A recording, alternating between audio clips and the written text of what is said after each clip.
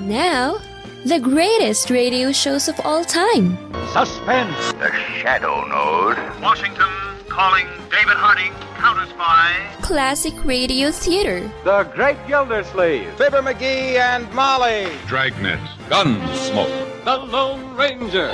Now, step back into a time machine with your host, Wyatt Cox. Good evening, friends of the Inner Sanctum.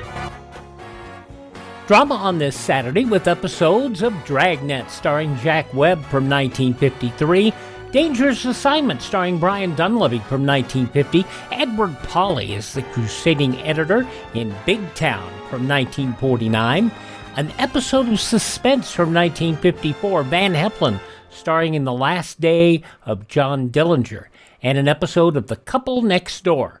That's all straight ahead on this Saturday, 10th day of May, 130th day of the year, 235 days left in 2025. Representatives from the 13 colonies of the U.S. met in Philadelphia on this date in 1775 and raised the Continental Army to defend the new republic.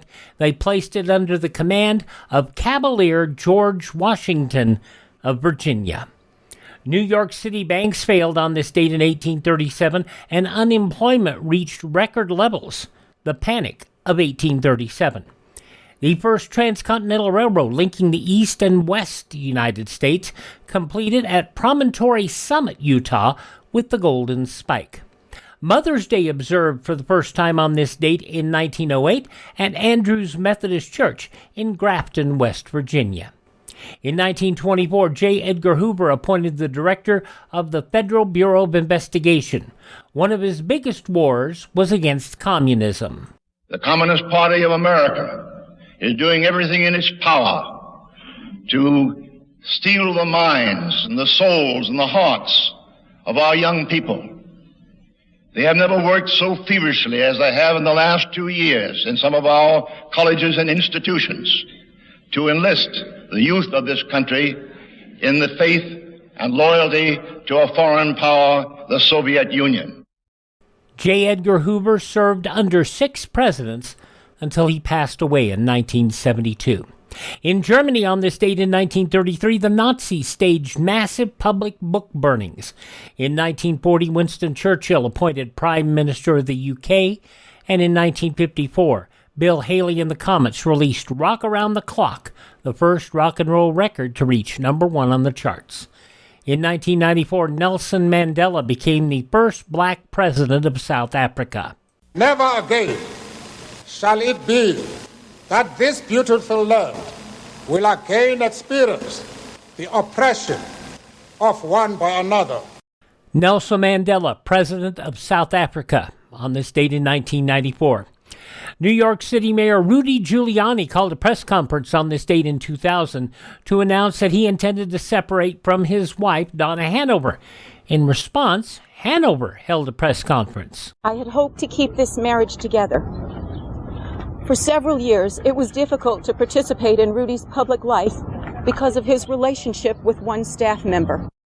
Giuliani roundly criticized for not telling his wife about the plans before it was publicly announced. Their divorce finalized in July of 2002. In 2002, FBI agent Robert Hansen given a life sentence without the possibility of parole for selling U.S. secrets to Moscow for $1.4 million in cash and diamonds. A hand grenade allegedly thrown by Vladimir Arteman landed about 65 feet from President George W. Bush while he was giving a speech to a crowd in Tbilisi, Georgia. The hand grenade malfunctioned and did not detonate.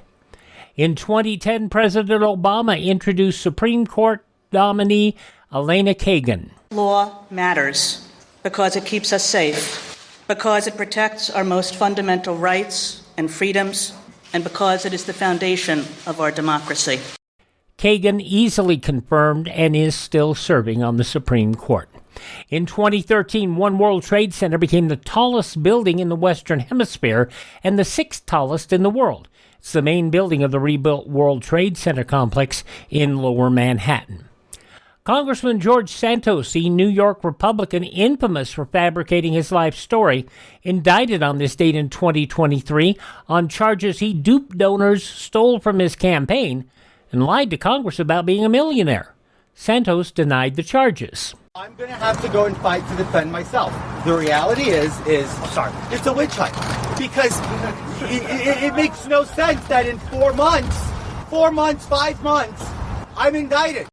Later in the year, the House voted 311 to 114 to expel the New York Republican, making him the 6th House member to ever be expelled in a vote of Congress. Santos would plead guilty to identity theft and wire fraud in August of 2024. He was sentenced to 87 months in prison on April 15th of this year. Other items in the news on this date in history include the start of the May 2024 solar storms a year ago today, the most powerful set of geomagnetic storms since 2003. A lot of places got to see the aurora borealis that never had, the northern lights. We saw them as far south as here. Passing away on this date in history, Patriot Paul Revere, Confederate General Stonewall Jackson, actress Joan Crawford, also the poet-composer Shel Silverstein, the mother-in-laws Deborah Walley, and race car driver and designer Carol Shelby, and the soul singer Betty Wright, her 1972 hit Cleanup Woman. Birthdays on this date include John Wilkes Booth, Fred Astaire, David O. Selznick, Mother Maybelle Carter, Pat Summerall, and Gary Owens. Hi, this is Jeff Foxworthy. It is now time for the birthday announcements. The following people are now officially older than dirt. They called her Mellow Yellow.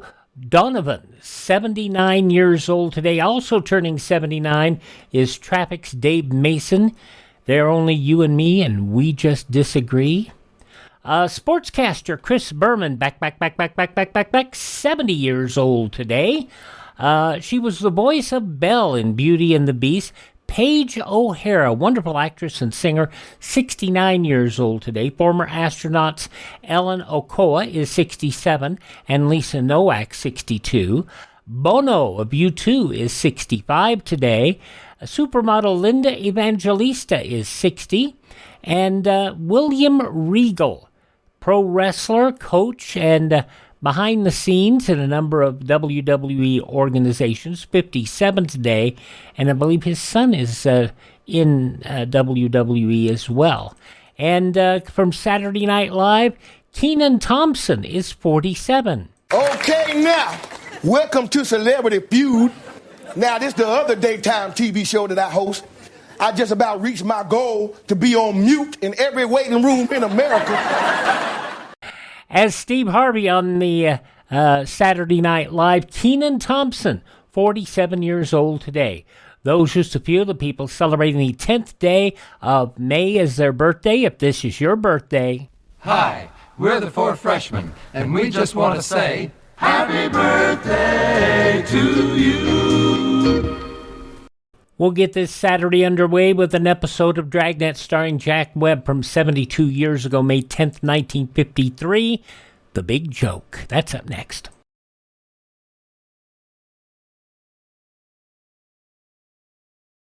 Do you know how old the school building in your community is? If it's over 25 years old, the chances are that it's woefully inadequate. Join with the groups in your community working for better school conditions. Remember, better schools build a stronger America. Let's get things started here on Classic Radio Theater with Wyatt Cox with an episode of Dragnet. 72 years ago, May 10th, 1953, The Big Joke. Sound off for Chesterfield. Chesterfield is best for you. First cigarette with premium quality in both regular and king size. Chesterfield brings you Dragnet.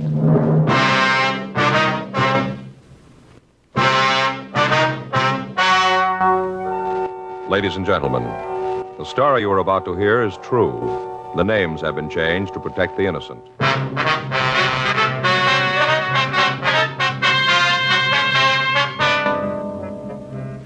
You're a detective sergeant. You're assigned to homicide detail. You get a call from a friend who's been offered $5,000 to kill a man. He can't tell you who made the offer. He does tell you that no matter what happens, the man is going to be killed. Your job? Stop it. Years ahead of them all. Chesterfield is years ahead of them all. The quality contrast between Chesterfield and other leading brands is a revealing story. Recent chemical analyses give an index of good quality for the country's 6 leading cigarette brands. The index of good quality table, which is a ratio of high sugar to low nicotine, shows Chesterfield quality highest. Chesterfield quality highest. 15% higher than its nearest competitor. Chesterfield quality highest. 31% higher than the average of the 5 other leading brands. Yes, Chesterfield is first, with premium quality in both regular and king size. Don't you want to try a cigarette with a record like this? Chesterfield.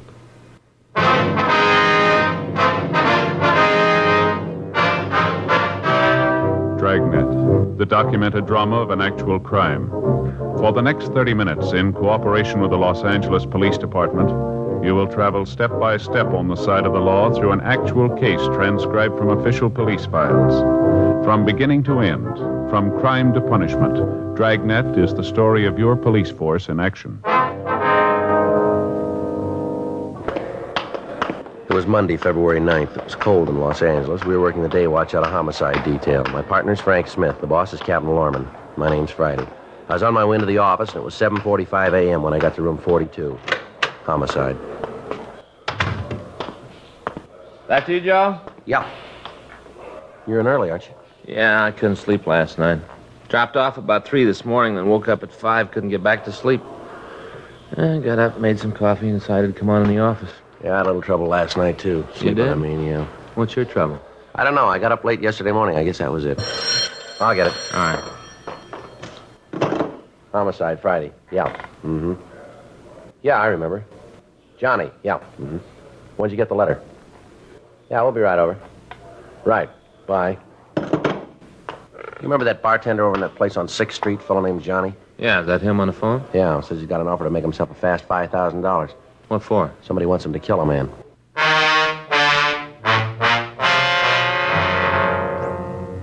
8:10 a.m. Frank and I drove over to John Bronson's apartment. He lived in a new development on Wilshire Boulevard. We checked the nameplates in the lobby of the building, and then we went up to apartment 6B. We rang the bell and waited. Hiya, Joe, Frank. Come on in. All right, John. What'd you say, John? Kind of early to get you guys over here, but I got worried about it and figured I better talk to you. Uh-huh. You want to tell us what it's all about? Yeah, come on out in the kitchen. I got some coffee made. Okay.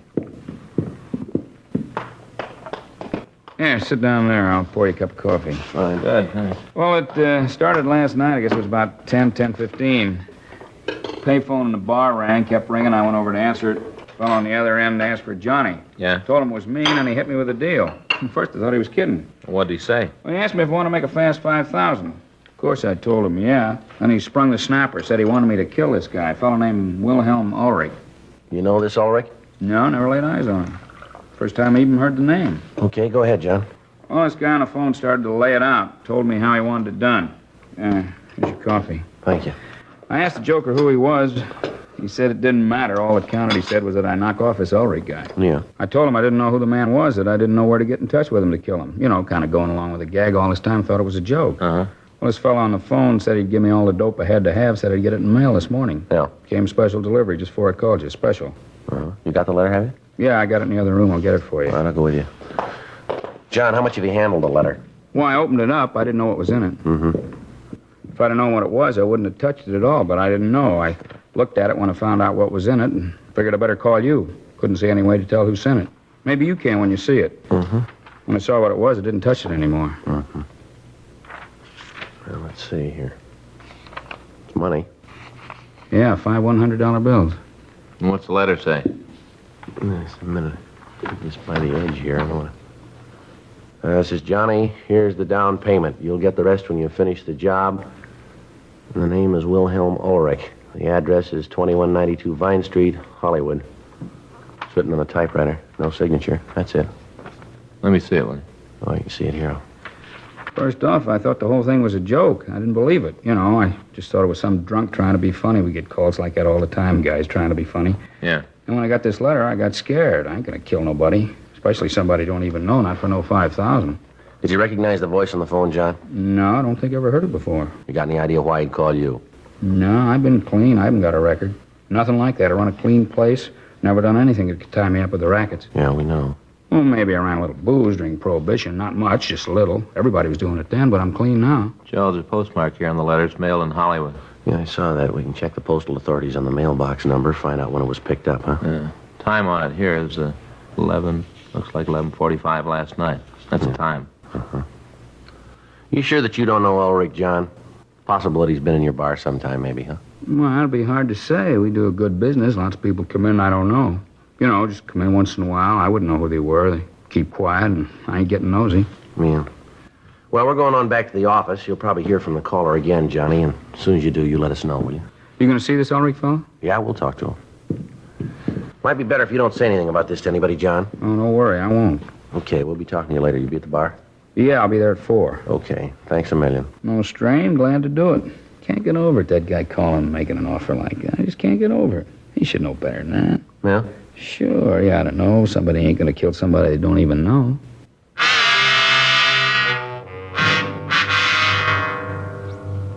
We drove back to the city hall and turned the letter over to the crime lab to see if they could find any physical evidence to help us identify the writer. We ran the name Wilhelm Ulrich through R&I, and we found no record. A further check on the name, and we came up with one possibility. The address listed on the report was the same as the one given in the letter.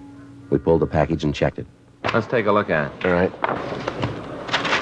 Well, let's see. There's a crime report and a statement here. Report from Georgia Street Receiving Hospital. Well, what's the date on that? January 2nd last year. Yeah. Well, it seems this Ulrich got a hold of some poison wine. Wine? Yeah. Hey, wait a minute. Yeah? You remember Joe? He was an old guy. He was a German. He got a bottle of wine for Christmas and opened it New Year's Day. We worked that case with LaMonica and Galindo. Oh, sure, I remember now, yeah. We ran down some of the leads for him. They didn't go anywhere. Yeah. That was the one where he didn't know where the wine came from, isn't it? Yeah. Nothing came from it. The leads didn't go anyplace. As I remember, he's a nice old guy. Wonder why somebody's after him. I don't know. Last time we couldn't find anybody with a motive. Well, there's one someplace.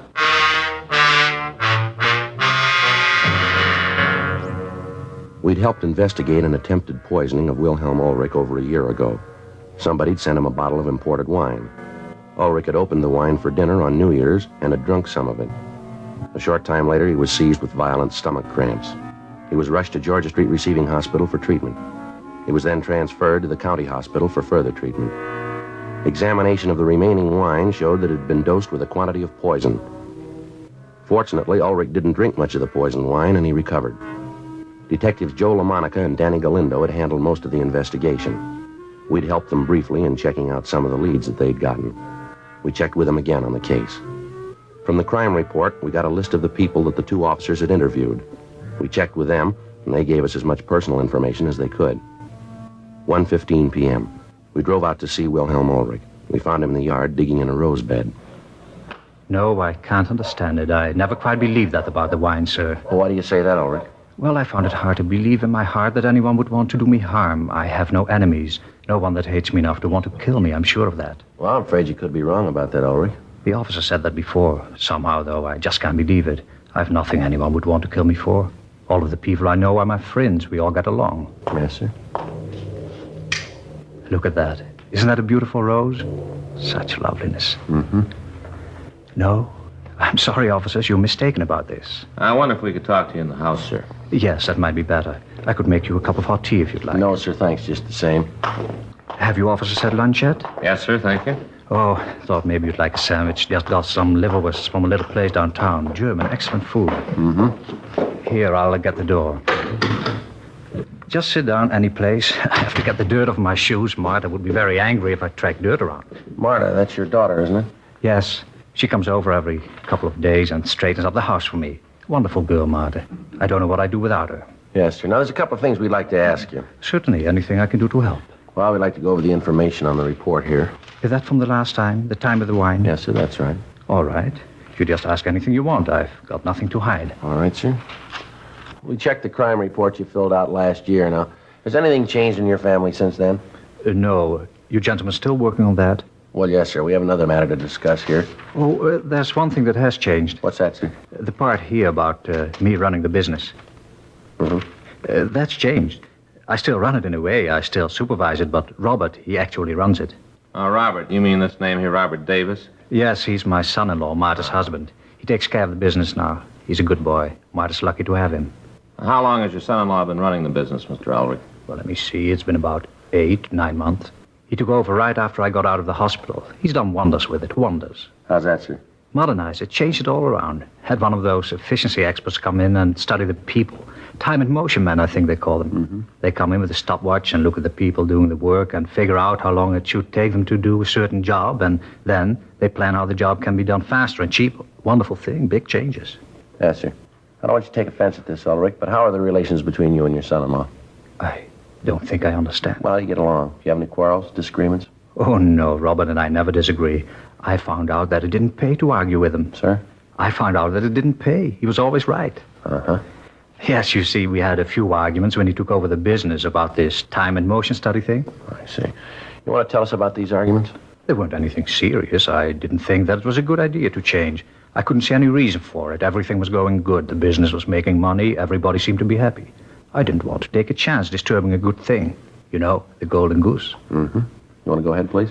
Well, Robert said that we were behind the times, that if we didn't do something about it, we wouldn't be able to compete with other people. We manufacture women's dresses, you know. Yes, sir, I saw that on the report. I finally told him to go ahead. I thought that he'd fail. He didn't. Now we compete. More dresses, more money. The employees are happy. They have music, coffee times. They like it.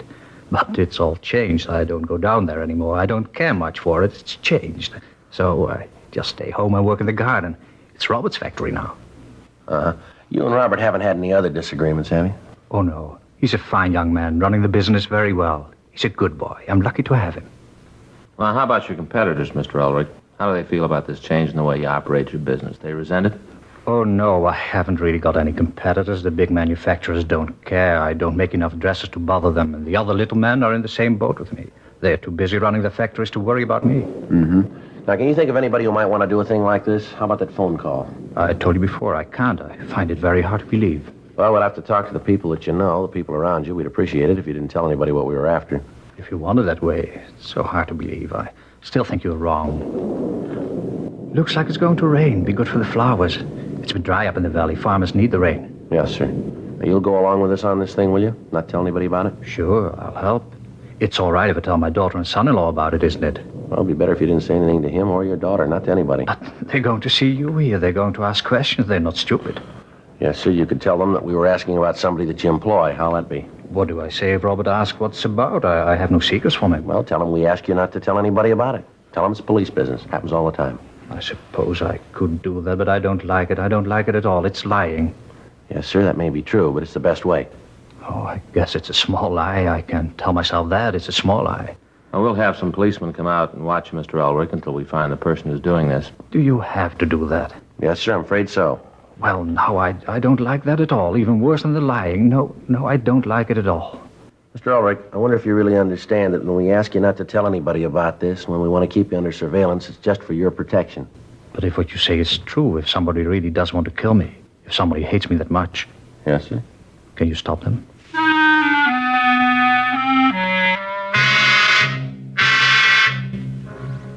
We called the office and had a team of men sent out to keep Wilhelm Ulrich under surveillance. His house and his person were to be watched 24 hours a day until we apprehended the person or persons who wanted him killed. We spent the rest of the afternoon talking to the people in the neighborhood. From all of them, we got the same story. Ulrich was liked and respected through the area. All of the local shopkeepers and their business associates told us that he paid cash for everything he bought and that his credit was good. He was active in the local flower club and had twice in the past served as president of the organization. The neighbors confirmed what Ulrich had told us about his family.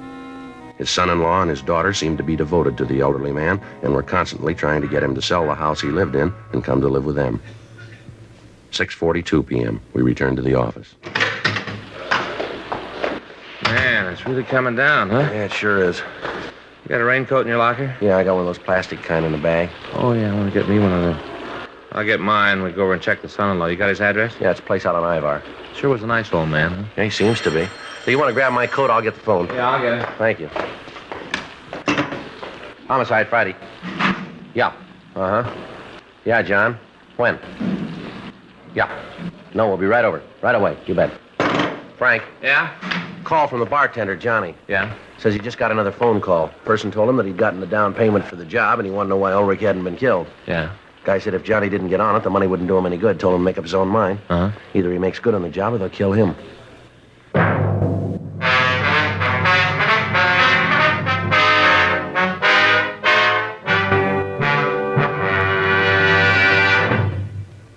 You are listening to Dragnet, the authentic story of your police force in action. Chesterfield is best for you.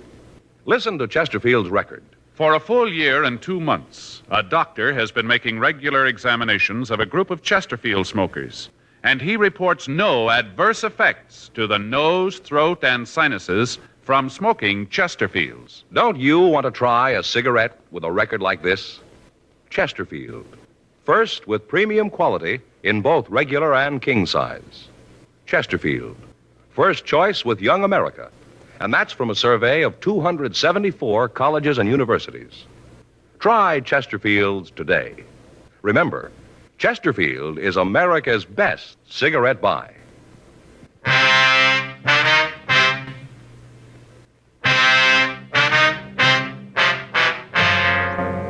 7:10 p.m. We got to the bar on 6th Street. There were only a couple of people in the place. The bartender, Johnny, told us of the phone call that he'd received. He said that the person on the phone had told him that if he didn't hurry up and kill Ulrich, Johnny himself would be taken care of. We called Lee Jones at the crime lab to ask him if he'd been able to come up with anything on the letter. He told us that there was no way of tracing it. Fingerprints found on the letter were those of the bartender. Photographs were taken of the letter, and along with the money, it was booked for further evidence.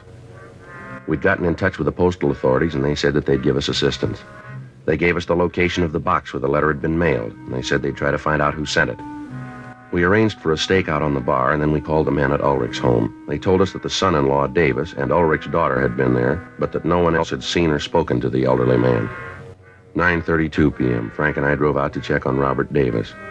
We got to the apartment house and rang the bell to the manager's room. Yes? Miss Franklin? Yes, what is it? Police officers, ma'am. We'd like to talk to you if we could. Oh, well, I suppose it's all right. Come on in. Thank you very much. Thank you very much, ma'am. This is my partner, Frank Smith. My name's Friday. What is it you wanted to see me about? Oh, we'd like to talk to you about one of your tenants, please. Oh? Which one? I bet I can guess. Ma'am? It's about that couple on the 5th floor, isn't it? The Radcliffes. It's them, isn't it? No, ma'am, it isn't. We'd like to talk to you about a Robert Davis and his wife.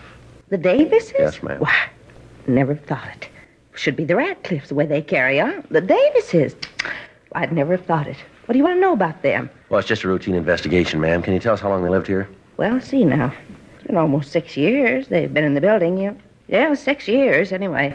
I haven't always lived in the same apartment, though. Ma'am? When they moved in, they was in a little apartment on the 2nd floor, living room, a pull-down bed, little bitty place. And then they moved up to the 6th floor, 2-bedroom, nice place. Nice people. The Davises, oh, I'd never have thought it.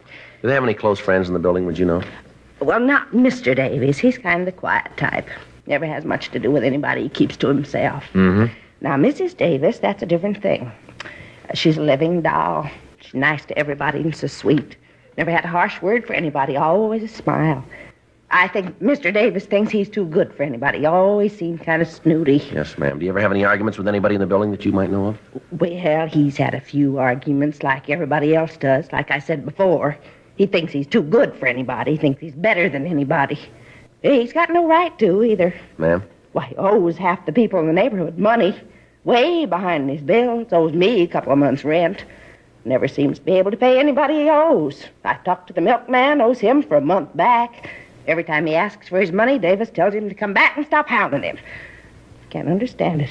Seemed like such nice people when they moved in. 2 years ago, that's when the trouble started. Uh-huh. It was our understanding that he had a pretty good job. Is that And right? he has. Works for his father-in-law, manages some kind of a factory. Dresses, I think. Oh, but that isn't it. He makes enough money. He just spends it faster than he makes it, that's all. I think he gambles. Why do you say that, ma'am? Oh, he's always going off on some kind of business trip. At least that's what he says it is, but I know different. Yes, how's that, ma'am? Well, he'd come back from one of those business trips once. Cab pulled up, and it just happened that I was standing out in front. A driver got out and gave him the bill for the cab, all the way from the airport. Almost $6. Well, anyway, when Mr. Davis got the money out of his pocket to pay the cab bill, a chip fell on the sidewalk. He didn't think that I saw it, but I did. The cab driver did, too. Well, what kind of a chip was it, ma'am? Well, you understand I'm not a gambling woman, so I wouldn't know. But the cab driver, he knew. Oh, you just betcha he knew right away. He picked up the check and handed it back to Mr. Davis and said something about being in Las Vegas, kind of kidding, you know. Yes, ma'am. Well, I've seen Mr. Davis get upset, but never like that. He grabbed the chip away from the cab driver and told him to mind his own business. Said that he'd had the chip a long time, that it didn't concern the cab driver. He was real mean. Uh-huh. And then at night, well, the argument that he and the missus had, I never in all my days heard anything like that. Well, what happened, ma'am? Well, you understand that I just happened to be in the hall. I was making sure that the lights on the floor were all on. Those bulbs are always burning out, and I was checking them, you know. Yes, ma'am. Well, anyways, I hear this argument coming from the Davises' apartment. Mrs. Davis is telling how she isn't going to stand for it anymore. Mr. Davis better settle down and get to work and stop this foolishness. She didn't come right out and say what foolishness, but I could tell. I could tell. It was his gambling, that's what it was. Yes, ma'am. Is there anything else that you could think of that you could tell us about the Davises? No, I don't think so. I'm kind of surprised, though. I don't like him, but I never thought that he'd have the police after him. Well, we're just conducting a routine investigation, Miss Franklin. Oh, now, you don't have to play cagey with me. I know about you, policeman. You and your routine investigations. You ain't fooling me. You want him for something. Now, what is it? Can you tell me? Ma'am, it's just police business, just routine. We'd appreciate it if you didn't say anything to anybody about us being here. Oh, sure, I'll go along with you. I won't tell a soul, not a living soul. Thank you very much, Miss Franklin. I'm going to leave you our card. We'd appreciate it if you give us a call if anything comes up. Uh-huh. Michigan 5211, is that right? Yes, ma'am. You just ask for the homicide division. It's written down. All right, See? you just bet I will. Now, I'd be glad to help. I'm just glad to. All right, fine. One thing, though. Yes, ma'am? Are you sure there ain't nothing that you want those people on the 5th floor for, the Radcliffes?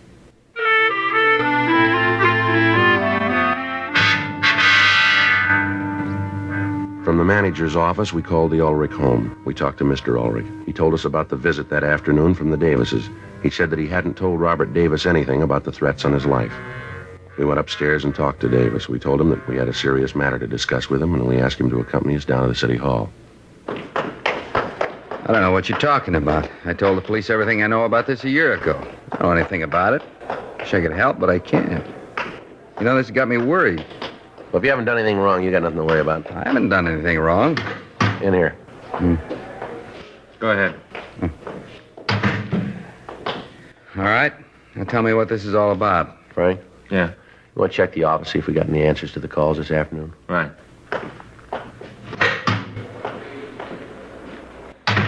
You got a cigarette? Yeah. Help yourself. Well, let's get to it, huh? I gotta get home and get some sleep. I got a rough day tomorrow. This won't take very long. How do you get along with your father-in-law? All right, why? Like to know? Well, I don't see how that concerns you, but you ask, so I'll tell you. We get along fine, me and the old man. We get along just great. Does that make you happy? That's not the point. Anything? No, nothing new. You go over to Las Vegas much, Davis? Not much. Why? How often would you say you went over there? Maybe a couple times a year, not any more than that. When was the last time? What's so important about when I was in Vegas last? You guys spent a little more time finding out who's trying to kill my father-in-law, less time asking questions that don't make any sense. You'd be doing a better job. What can you tell us about somebody trying to kill your father-in-law? All I know is what he told me this afternoon. What did he tell you? Not much. Said something about a bartender, something about a phone call. Did he tell you who the bartender was? No, just that it was someplace over on 6th. All right, Davis, come off it, huh? What do you mean, come off it? You want to tell us why you did it, or do you want us to tell you? Did what? I got nothing to tell you. I don't know what you guys are talking about. We talked to your father-in-law this morning. We told him that we'd gotten a report that his life had been threatened. We didn't tell him how it happened. We didn't tell him where our information came from, so he didn't know. All right, so maybe I got it someplace else. Oh, wait a minute. You couldn't have. We didn't talk to anybody else. Well, I heard it someplace. I don't remember, but I heard it. We checked around, found out you gamble quite a lot. You're a steady loser. You owe a lot of money in town, don't you? They're right. Yeah, that's right. I think we can make you for the threat on Ulrich's life. I don't think we'll have any trouble at all. You had the motive, you had the opportunity. First thing in the morning, we'll check with the factory. We'll see if you made a withdrawal of $500. We make that, and you got big trouble. You figure you're going to be able to do that? We think so, yeah. We'll get your father-in-law down here and ask him what he told you this afternoon. Find out if he did tell you about that bartender, about the bar on 6th, about the phone call. You know, it doesn't look like there's going to be too much trouble making you for this. Save your time. What do you mean? You don't have to go through that thrash. I did it. I tried to have the old man knocked off. Were you the one who sent him the wine last year? Yeah, that's when it started. I started to gamble. Lost a lot of money. Couldn't pay it back. No way to pay it back. Guys I owed the money to were leaning on me. I had to pay them off. Had to. Yeah. I could only think of one way, get rid of the old man. Didn't you get a pretty good salary out of working for him? Yeah, pretty good, but it didn't go far, not far enough. I tried to win it back, make good on the losses I had. I couldn't do it. The more I gambled, the worse it got. I just couldn't do it. Wasn't any other way. No other way. I decided to kill the old man. It's the only way. Can't you see that? It's the only way I could get clear. Yeah. I figured if I could get rid of the old man, I'd have everything fixed. Everything would be okay. Guess it worked out all right anyway. What do you mean? Well, there's nothing in the book they can throw at me. He's still alive. I didn't kill him. Who got hurt? You did. Well, how do you figure? I didn't kill him. You're going to jail for trying.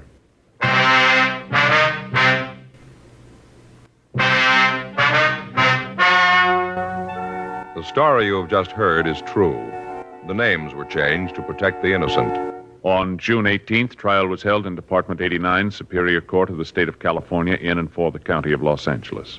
In a moment, the results of that trial. And now, here is our star, Jack Webb. Thank you, George Fenneman. I want to thank all of you for your interest in Dragnet. Thanks very much for your letters. We really appreciate them, and we'll try to keep right on giving you the kind of a show that you like. I want to thank all of you, too, who have switched to Chesterfields. I know you're going to like them, and I know you'll find they're best for you. Now, you folks who haven't tried Chesterfields, I'd like you to pick up a carton tomorrow. Chesterfield. It's a great smoke.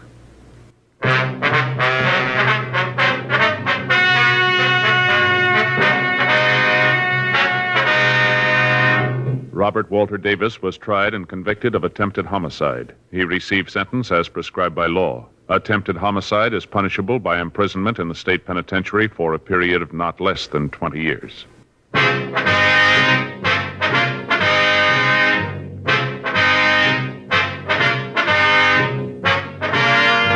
You have just heard Dragnet, a series of authentic cases from official files. Technical advice comes from the Office of Chief of Police W.H. Parker, Los Angeles Police Department. Technical advisors, Captain Jack Donahoe, Sergeant Marty Wynn, Sergeant Vance Brasher.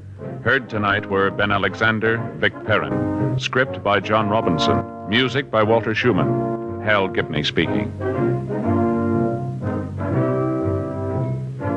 For a million laughs, tune in Chesterfield's Martin and Lewis show Tuesday on this same NBC station. And sound off for Chesterfield's. Either regular or king size, you'll find premium quality Chesterfield's much milder. Chesterfield is best for you.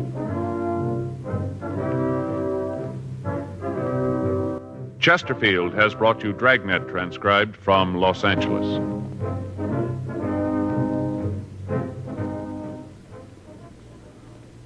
Now, new Fatima has the tip for your lips. Fatima tips of perfect cork. King size for natural filtering. Fatima quality for a much better flavor and aroma. So remember, new Fatima has the tip for your lips. Fatima. See how smooth they are. Remember, Fatima is made by the makers of Chesterfield, Liggett & Myers, one of tobacco's most respected names. Tonight, it's Adventure with Barry Craig on NBC. From 72 years ago, May 10th, 1953, Dragnet on Classic Radio Theater with Wyatt Cox. Up next, Brian Donlevy takes on another dangerous assignment.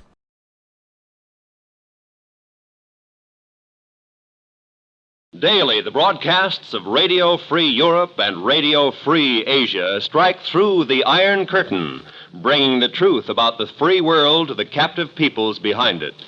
Help send a message by giving to the 1952 Crusade for Freedom. We continue now on Classic Radio Theater. Brian Donlevy is reported to have brought Dangerous Assignment to NBC, and when he couldn't get a deal for the television version of the show, he went through Ziff to syndicate it, and it lasted one season. Brian Donlevy, Dangerous Assignment, 75 years ago today, May 10th, 1953, The Lecturing Professors. Wheaties presents Dangerous Assignment.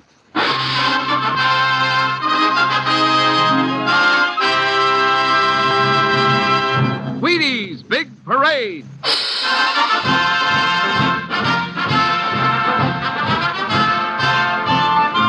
The makers of American America's favorite whole wheat flakes, Wheaties, Breakfast of Champions, invite you to Wheaties Big Parade, a thrilling procession of radio's greatest summer entertainment programs. Yours for the listening on NBC.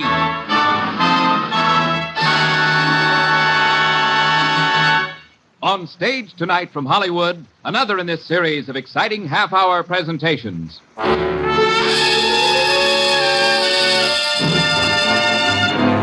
Dangerous Assignment, starring Brian Donlevy as Steve Mitchell.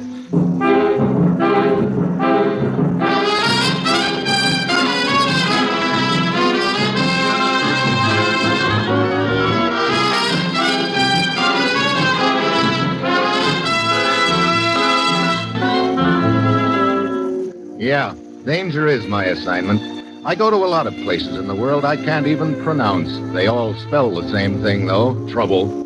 But when I walk into the commissioner's office, I don't expect this assignment is going to involve using a 10-year-old boy as a cross on which to crucify his father.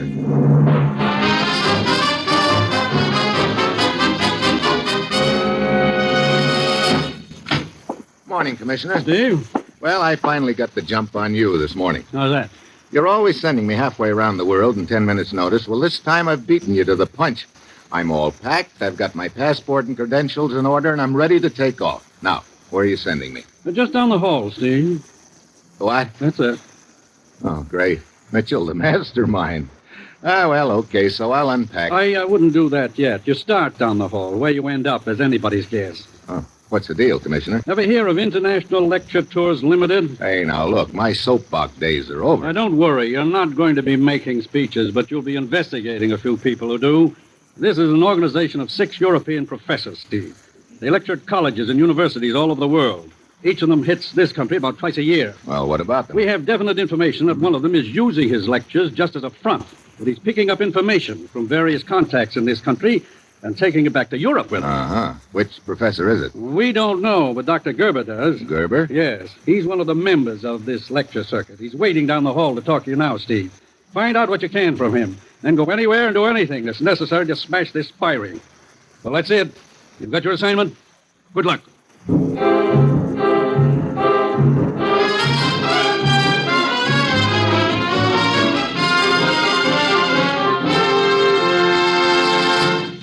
I guess almost as many people read the Reader's Digest as eat Wheaties. So maybe you've already seen that article in May issue about breakfast. It says, quote, 2 out of 3 Americans eat too little for breakfast. That's serious. Because skimpy breakfasts slow kids down during their morning studies. Cause some folks to run out of steam before lunch, get sort of grumpy and tired, and sometimes actually sick. Matter of fact, this Reader's Digest article might scare you if you didn't know about Wheaties. But if you keep right on dishing up plenty of Wheaties with milk and your favorite fruit as part of each day's most important meal, just relax. You haven't a thing to worry about. Now, here's Dangerous Assignment, starring Brian Donlevy in the role of Steve Mitchell, colorful, two-fisted government agent.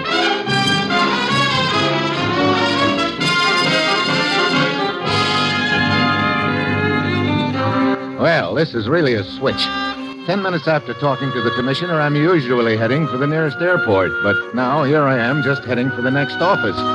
From the look in the commissioner's eye, though, I've got a strong hunch that this assignment is going to involve a whole lot more than just a walk down the hall. Mr. Mitchell? Yeah. You're Professor Gerber? Yes. I've been waiting to talk to you. Well, start talking.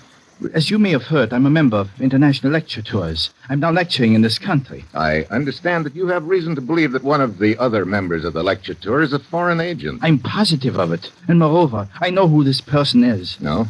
Who? I can only tell you that on one condition, Mr. Mitchell. What is it? I must have protection. Well, that shouldn't be too hard to arrange. You're safe in this country and... You don't understand. I'm not speaking of protection for myself. What? Here, I want to show you something.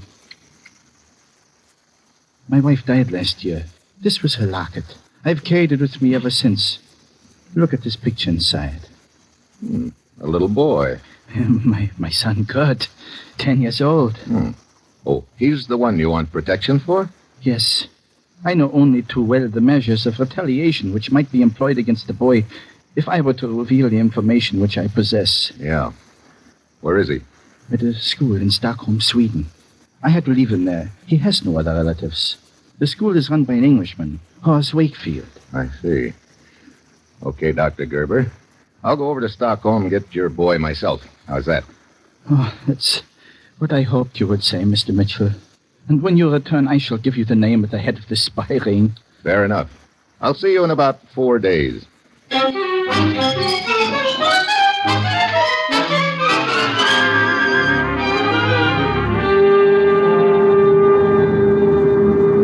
Mr. Mitchell, Yeah? What is it, stewardess? here's a radio message. Just came in for you. Oh, thanks. Gerber reports his locket containing boy's pictures stolen 3 hours ago, Commissioner. Ah, well, I thought this sounded too easy to be true.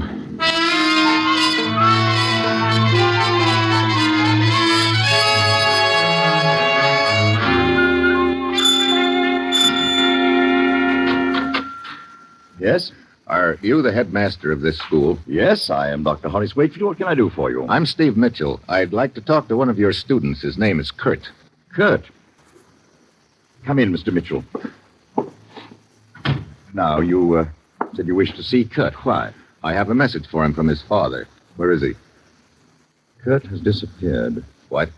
I can't find him anywhere, Mr. Mitchell, and I'm worried sick. Tell me what happened. Well, last evening, a woman came to see him. She told me she was his aunt. But Kurt's father told me that Kurt had no other living relatives. But how was I to know that? She said she was his aunt. I saw no reason to doubt her. Go on. Well, I sent her to his room, and, I believe she left when visiting hours were over. What do you mean you believe she left? Aren't you sure? Well, as a matter of fact, I turned in rather early last night. I had a spitting headache, and I took a... Sounds like a pretty careless way to run a boarding school, Dr. Wakefield. I resent that, Mr. Mitchell. Ordinarily, I am very careful to see that all the regulations are enforced. But with this headache, I just had to go to bed. Okay, skip it. Then you really don't have any idea when the woman left. No. All I know is that Kurt was not here this morning. Great. Oh, that must be Ilsa. Who? Oh, she's a playmate of Kurt's. Come in. They told me you wanted to see me, Dr. Wakefield. Yes, Ilsa. As you know, your little friend Kurt has disappeared. Yes. I want you to tell me if you've ever heard him speak of running away. No, Dr. Wakefield. Have you any idea what happened to him or where he might be? No, sir. Oh, very well. That'll be all, Ilsa, thank you. Thank you, Dr. Wakefield. Haven't reported this to the police yet, but I think I'd better right now. No, wait a minute. But if the boy's been kidnapped... If he's been kidnapped, I don't think he's being held for ransom. Then what? I think he's being held to ensure that someone will keep his mouth shut. Oh. If that's the case, the boy is probably safe for the time being. But if the kidnappers feel the pressure on them, then it could be another story. I see. No, this has got to be done undercover. Now, don't report it just yet. Let me see what I can find out first. I leave Wakefield School thinking about his convenient headache the night before and wondering where I'm going to start. I know I've got to find Kurt in a hurry, and then on my way into town, I spot a poster on a building announcing a lecture by a Dr. Friedrich, member of International Lecture Tours. And farther down on the poster, I see that the headquarters of the lecture outfit is right here in Stockholm. I copy down the address and go over. Morning. Morning. Is this the headquarters of International Lecture Tours? It sure is. You in charge? Well, guess you could call it being in charge. I'm the leg man for the outfit. Oh? And I guess you're the boy I want to talk to. My name's Mitchell, Steve Mitchell. Oh, Saunders is mine. Always glad to meet a fellow American. So you're the leg man for this outfit, huh? What Yeah. does that involve? Well, you name it, the works. Shagging around the world in front of the wise men, scheduling lecture dates, making hotel reservations for them. Yeah, and making sure they don't run out of toothpaste. That sounds like quite a job. There ought to be an easier way of making a living. Look, I'd like a little information about these professors. Hey, you don't happen to be an insurance salesman, do you? Not exactly. Well, they want me to be careful about things like that. They don't like to be bothered with salesmen. Here. You'd better take a look at my credentials. Huh? Oh, I see. Well, it's pretty official. What do you want to know, Mr. Mitchell? There are 6 professors in the circuit, aren't there? Yes, that's right. Well, how well do you know them? Oh, how well can you know those birds? They live in a world all their own. Yeah. Where are the various lecturers now? Well, let me see. One of them's in India. That's Dr. Oh, you can skip him. All right. Another's in Canada. Don't forget him, too. Let's see. There's one in Cape Town, South Africa. That makes 3. Keep going. All right. Dr. Buchek in Copenhagen. Dr. Gerber in the States and Dr. Friedrich here in Stockholm. You know, you always have to try to keep those two apart, Gerber and Friedrich. They don't seem to like each other very much. Oh, and you say Friedrich's here in Stockholm? He's lecturing tonight, as a matter of fact. Want a ticket? I'd be more interested in his address right now. He's staying at the Monarch Hotel. Okay. Well, thanks for the information, Saunders. Sure. Anything else I can do? Not right now, I guess. But if by any chance there's a sudden change in the travel plans on the part of any of your professors, I wish you'd let me know. I'll be staying at the Monarch, too. Sure, be glad to. Well, see you around, Saunders.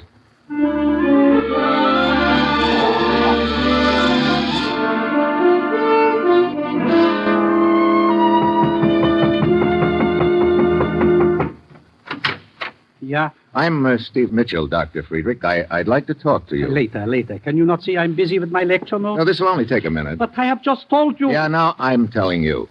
We're going to have a talk. But... Very well. Come in. Thanks. Now, please be brief. What do you want to talk about? I understand you don't like one of your colleagues very well, Dr. Gerber. What business is this of yours? Maybe plenty. Why don't you like him? Because most of the theories he blabs about in his lectures are absolutely unsound. I know. Because my theories are correct. I have tested them. And they contradict his. Therefore, he is wrong. I see. Now, you're sure there isn't anything more to it than that? Of course I'm sure. Now, if you will excuse me. Just one more question. Do you mind telling me where you were last night? Why, I was working on my lecture notes. Oh, that's funny. They told me downstairs at the desk that you went out last night. Oh, yeah. I had forgotten. I had an engagement for a while. Is she nice? Yeah, well, see here, Mitchell. This is none of your business. Okay, Dr. Friedrich. You better get back to your lecture notes. I'll probably be seeing you again.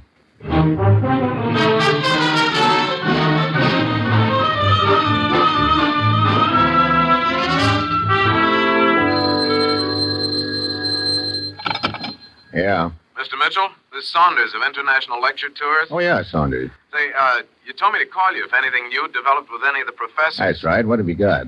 Oh, this morning I ran into Dr. Buchek on the street.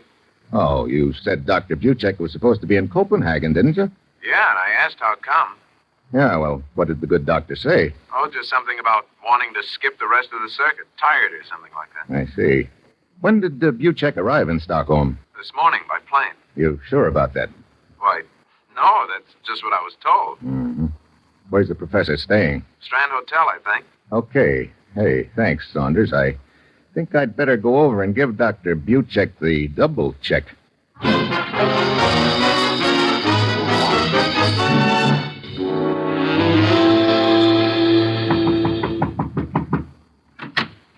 Yes? I'd like to see Dr. Buchek. Well, you are looking at her. Huh? I'm Dr. Buchek. Well, Well, you seem surprised. I am. I thought Dr. Buchek was a man. Oh, I'm sorry to disappoint you, Mr. Mitchell. And I can't say that I'm disappointed. Oh, thank you. Oh, please, come in. Thank you. Now, what can I do for you, Mr. Mitchell? I understand that you canceled the rest of your lecture dates suddenly and returned here to Stockholm. Why, yes, I did. These lectures are so tiring. I sometimes wonder why I ever started on the circuit. Oh, I don't know. Seems like a good opportunity to do a lot of traveling. At this point, I've had my fill of it. Mr. Mitchell, these questions you're asking me, are you perhaps a newspaper reporter? Yeah, sort of. When did you arrive in Stockholm? My plane landed only this morning. You're sure you didn't arrive last night? Of course not. I've just told you my And you're sure that you didn't by any chance take a little trip out to Dr. Wakefield's boarding school? I've never heard of the place. See here, Mr. Mitchell. I'm quite sure you're not a newspaper reporter. And I'm also quite sure my activities are none of your business. Suppose we just pretend they're my business, Dr. Buchek. Very well. In that case, suppose you just pretend I'm telling you the truth about arriving this morning. I see. Well, thanks for the interview. I can check up on your arrival time, you know. Please do. And when you're quite through checking up on me, then you may pretend that you owe me an apology for your rudeness. So I leave, and it looks like the trail's beginning to heat up a little. At this point, Dr. Buchek qualifies as my grade A suspect. Then suddenly, as I'm walking down the hall, a guy pops out of nowhere right in front of me. A word with you, sir. Who are you? Oh, permit me. I'm Oscar. I would like you to meet my friend Olaf. Huh? I don't see any... That is Olaf's gun in your back. I am Olaf. I'm delighted. Look, what's this all about? Shh, please, we must be very quiet. We would not want to disturb the hotel guests. Yeah, well, I'm going to start disturbing them plenty if you... Please, I told you, we must be quiet. Look, if you think I'm going to hold still while you work me over, you're... If you would not listen to reason, it is a pity. He is not saying anything now, Oscar. Of course not, Olaf. That was a most effective silencer you administered just then. A heavy blow over the kidney often renders a man completely speechless. See how he stands with one foot drawn up, almost like a heron. Quite an amusing spectacle, is it not? Good, Oscar. Now, Mr. Mitchell, perhaps you will come with us quietly. Yeah. I still don't know what this is all about. You made a big mistake bothering the young lady you just talked to, Mr. Mitchell. Dr. Buchek? Now, it's necessary for the three of us to go for a nice ride. I get it. A short ride, I suppose. Oh, no. On the contrary, for Olaf and myself, yes, it will be a short ride. But for you, it will be such a long trip that I doubt very much if you will ever return.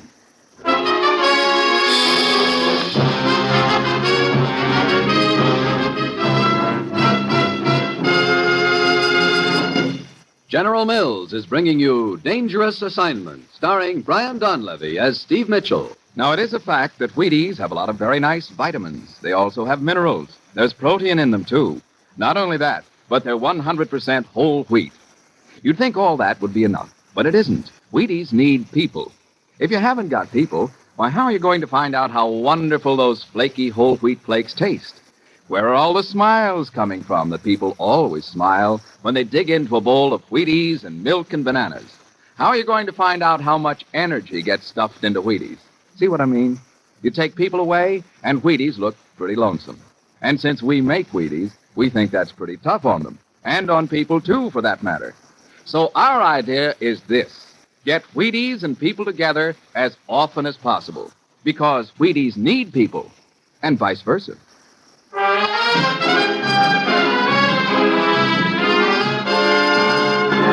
And now, back to Dangerous Assignment and Steve Mitchell.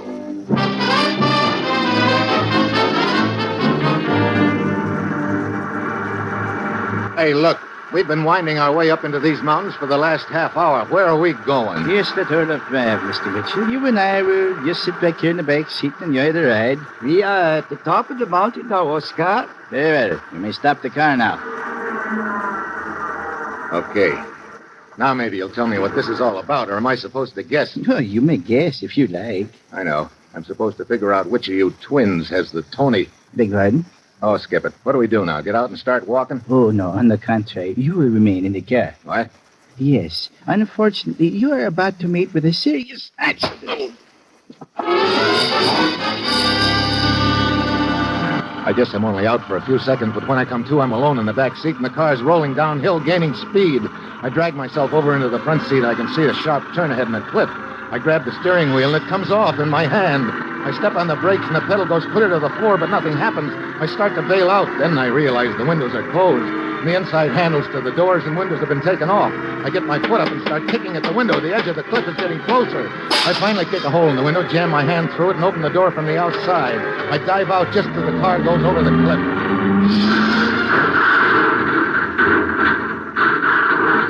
I land in the brush about 20 feet away and lie there, fighting to keep from passing out.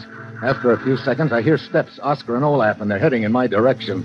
I hold my breath and flatten myself under the bushes. Well, such an unfortunate accident our friend Mr. Mitchell encountered, eh, Olaf? Perhaps we should go down to the bottom of the cliff and make sure, Oscar. Make sure he's dead. Now, Olaf, how could he have survived a crash like that? I mean, we should make sure that he did not get out of the car. Oh, yes, perhaps you're right. Come, we will walk down to the bathroom.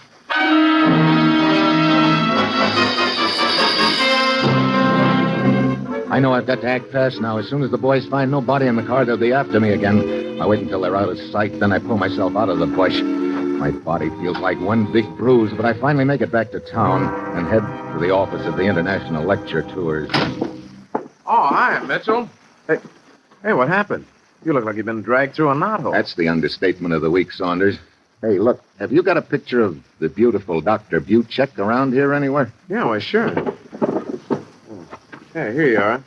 This is one of the publicity pictures we sent to the papers. Will that do? Oh, well, that'll do fine. Thanks. Does she kind of make a hit with you? Yeah, a big hit. And now I'm going to return the compliment.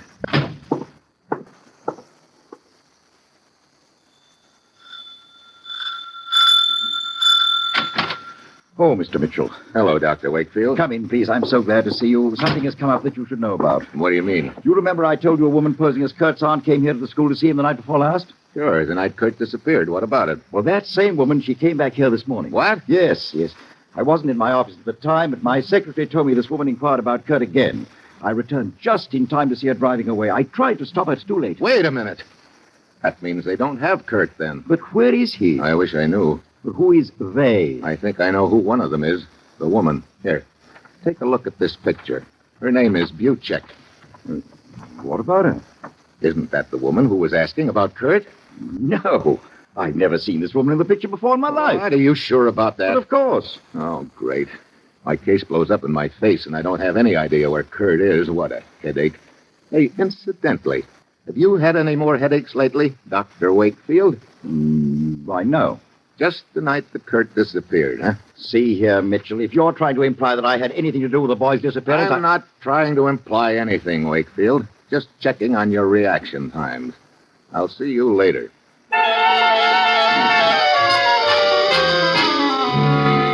I go outside. I'm really stumped. I've got to find Kirk and find out who's behind this deal, and I'm fresh out of Leeds. Then, as I'm walking through the school grounds, I spot the little girl, Ilsa, Kurt's playmate. She's just slipping out a side gate with a little package under her arm. I get a sudden hunch and follow her. She takes off through the woods, then down the roadway. I keep out of her sight, and finally, she disappears into an old deserted barn. A couple of minutes later, she comes out without the package. I wait until she heads back to the school, and then I go into the barn. There's a blonde kid sitting in a feed box, munching on a sandwich. It's Kurt Gerber. Hello, Kurt. Did you come to hurt me? No, Kurt. I came to help you. Your father sent me. Oh, that is good. I have been praying for help. I knew it would come. Yeah. Now, what happened, Kurt? A woman came to see me at the school. Hmm? She tried to make me go away with her. Yes? She said she was a friend of my father's, but I knew she was lying to me. So I asked her to wait outside my room while I packed. Mm-hmm. As soon as I was alone, I climbed out the window and ran away. I see. My girlfriend Ilsa has been bringing food to me. How did you happen to pick this barn to hide in? I knew it was the right place as soon as I saw this manger. Manger? Yes. I read about a little boy in a manger once. I see. Well, I guess you couldn't have picked a better place, Kurt. Will you take me to my father? Yeah, Wait a minute.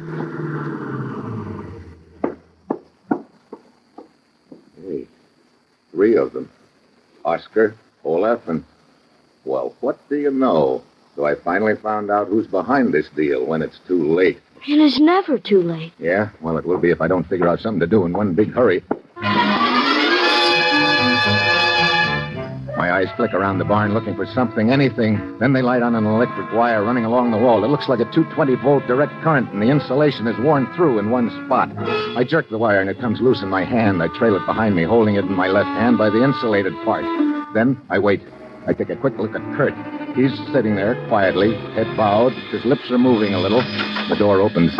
Olaf comes in first, and I give him a right cross. Oh, Mitchell! Hold it, Oscar. I'm sure my gun will keep Mitchell in order for the time being. Well, my old friend Saunders. Hello, Mitchell. So you're the big boy. Yeah, I'm the big boy. Sure. It's pretty logical when you look back on it. As leg man for the lecture circuit, you had a lot to do, traveling. But you were doing more than making hotel reservations for the professors. You were picking up information from your various contacts and bringing it back to Europe with you. How about that? What some guys will do for $1, huh? Yeah. You sent me chasing after that Buchek woman, so your stooge didn't know where to pick me up. True. Where's your other stooge? The woman who tried to get Kurt. Oh, she's waiting for me at the office till I take care of this little matter. What are you waiting for, Saunders? Why In a don't minute, Oscar, in a minute. How did you find the barn? We intercepted the little girl, Ilsa, and managed to persuade her to tell us. So now, at last, we have our boy, Kurt. Not much of a talker, is he? What are you going to do now? Well, I know Dr. Gerber was on to me, so the original plan, of course, was to grab Kurt and keep him as insurance against Gerber spilling about me. But now, unfortunately, you know about me, too. That means I'll have to kill both you and the boy and then discontinue my present enterprise. Sorry, but that's the way it is, Mitchell. You first. His gun starts swinging in my direction. It's now or never. I whip the electric wire out from behind my back and lash at his gun with it. A spurt of blue flame wraps around the gun. Saunders drops the gun and grabs at his hand. I give him a fist. Oscar grabs at the gun on the floor, but I straighten him up with an uppercut. I tie all three of them up with their belts. Then I turn towards Kurt. He's still sitting in the manger, looking at me calmly. Is it all over, Mr. Mitchell? Well, it will be as soon as we pick up Saunders' girl at the lecture office. I prayed that something would happen to deliver us. It happened. Well, you see, I sort of made it happen, Kurt. Did you? I prayed for a bolt of lightning, Mr. Mitchell. Well, I guess you could call that hot wire a bolt of lightning. But it was man-made lightning. Was it? How did you happen to think of it? Well, it was the only thing to do. But how did you happen to think of it? Why, I guess it just sort of popped into my mind, Kurt. You see? See? Yeah, I see. And I'm the last guy in the world to argue the point, believe me. Come on, Kurt. You're going home to your father.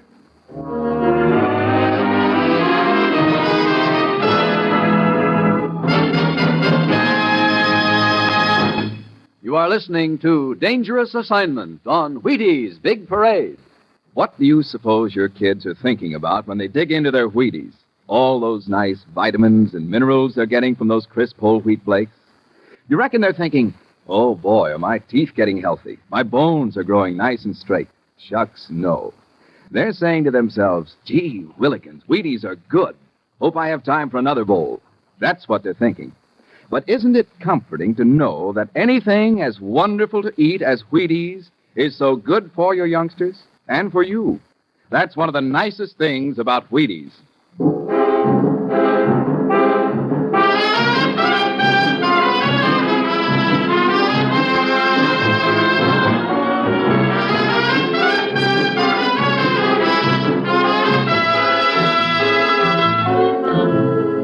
Dangerous Assignment, starring Brian Donlevy as Steve Mitchell, is written by Bob Reif with music by Basil Adlam and is produced and directed by Bill Karn.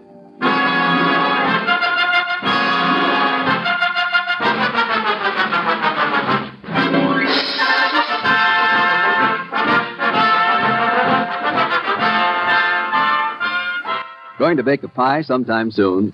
Make it with Crust Quick, the Betty Crocker pie crust mix.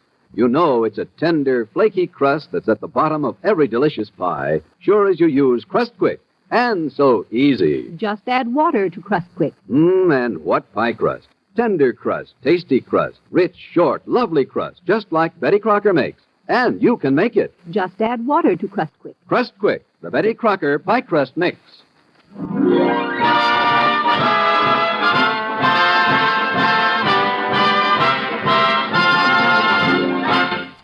75 years ago, May 10th, 1950, Dangerous Assignment here on Classic Radio Theater with Wyatt Cox. On our Sunday edition, a show I particularly enjoy, the CBS Radio Workshop presentation of The Enormous Radio. This is a really strange one, folks.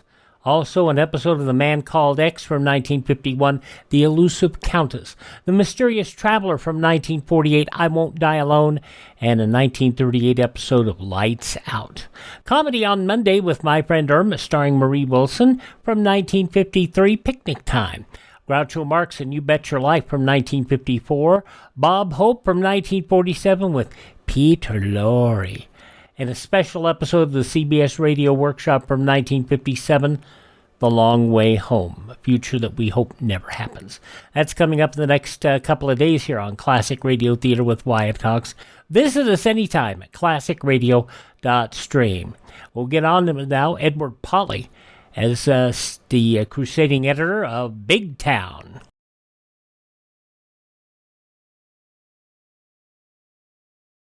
Americans have always been noted for their know-how. And you young men in search of a career, you can put this practical talent to excellent use in one of our nation's many engineering schools. At the present time, we need engineers. We need them to maintain our scientific and engineering superiority. So look to your future, to America's future. Plan now to become an engineer. Now on Classic Radio Theater, the crusading editor Steve Wilson of the Illustrated Press, as portrayed by Edward Pawley in Big Town. This episode goes back 76 years to May 10th, 1949. Confession. Extra Big Town, extra! Recorded confession, traps killer of nightclub comic. Extra Big Town, extra! Yeah, come on in, baby. Close the door, honey. I'll be with you as soon as I get the grease paint off the old pan. Fix yourself a drink. I gotta go and listen to that poor sap Nate shoot off his mouth. Yes, I hated him. I'm glad he's dead. I did kill him. I did kill him. I did kill him. Yes, listen to The Confession, another headline newspaper story of Big Town, brought to you by Lever Brothers Company, makers of Lifebuoy Health Soap. Another hard-hitting crime saga of Steve Wilson of the Illustrated Press, whose newspaper creed stands for freedom and justice against the forces of intolerance and evil. The power and the freedom of the press is a flaming sword, that it may be a faithful servant of all the people. Use it justly, hold it high, guard it well. Now to Big Town, and tonight's headline story, The Confession. A recorded confession of murder, freely admitting motive and opportunity, might seem sufficient proof of guilt. But listen to this strange story of a girl caught in a terrible trap of twisted words. A story that began in the dressing room of a nightclub comedian as he removed his makeup after the last floor show. Yeah? Mike Evans in person speaking. Well-accused gift to laughter and the ladies. Lay off the building, you dopey comic. Are you alone in your dressing room? Sure, all alone by the telephone. Who wants to know? Your boss. The dope that's paying you to be funny on the floor of this club, not over the phone. What's the matter, Nate? I wowed him and rolled him on the last show. Yeah, you rolled him right out of the club, and I want to see you in my office before you leave. Okay, I know what's eating you. And if you keep that dame out of my hair, we get along. I'll be up in 5 minutes. As soon as I get the grease paint off my puss. Puss, that can't handle dames. Dames. Treat them rough. Push them around. They love it. Yeah. Come on in, baby. Close the door, honey. I'll be with you as soon as I get the grease paint off the old pan. Fix yourself a drink. I gotta go and listen to that poor sap Nate shoot off his mouth. No, don't.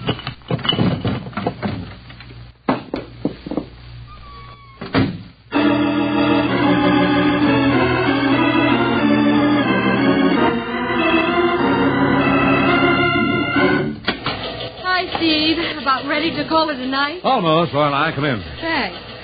Perch on the corner of the desk and take my mind off these late dispatches. All right, but I don't think it'll work. You're married to this headline, deadline routine, and last time you were shot, I'm sure they gave you a transfusion of printer's ink. Don't be too sure. Spring is here, you know. Yes, I know. Could I tempt you to a whirl at some dine and dance owl joint now that you've put the Illustrated Press to bed? That's an idea. Just a minute. It was a good idea. Hello, Steve Wilson, Illustrated Press. Hello, Wilson. This is Nate Hill over at the Big Town Club. Remember me? Yes, I remember you, how you failed to cooperate with the police on that reefer ring operating at your club. Well, the cops cleared me in that, and I've learned my lesson, Wilson. Good. What is it this time? Real trouble this time, and I'm playing it straight. What kind of real trouble, Hill? Murder. Murder? Who's been murdered? One of my headliners in the floor show. Mike Evans. The comedian? Yeah, the comic and lady killer. He got funny with one too many dames, and now he's in his dressing room with a hole in the back of his head. Shot from behind. Any idea who did it? Sure. I got it all wrapped up for your pal Callahan of homicide as soon as he gets here. The dame, her confession, everything. Wait a minute, Hill. When did this happen? Well, a few minutes ago. If you want a break on this, you better get over here. You don't owe the Illustrated Press any favors. Why tip me? Because I want a good press story on this, and I want to prove I can cooperate. Make up for last time. Who's the girl who confessed to shooting Evans? Myra Tyler, Evans' partner. She's been playing straight to his corny comedy routine. What was her motive? Jealousy. And I've got her full confession on the recorder in the rehearsal room. A recording of her confession. Yeah, she can't deny she made it. Can't get out of it. Come on over and get an earful before I call your pal Callahan, and he takes the record to headquarters. Thanks for the invitation, Hill. I'll be right over. What is it, Steve? I don't like the sound of this, Lorelei. Call police headquarters. Get me Callahan of homicide.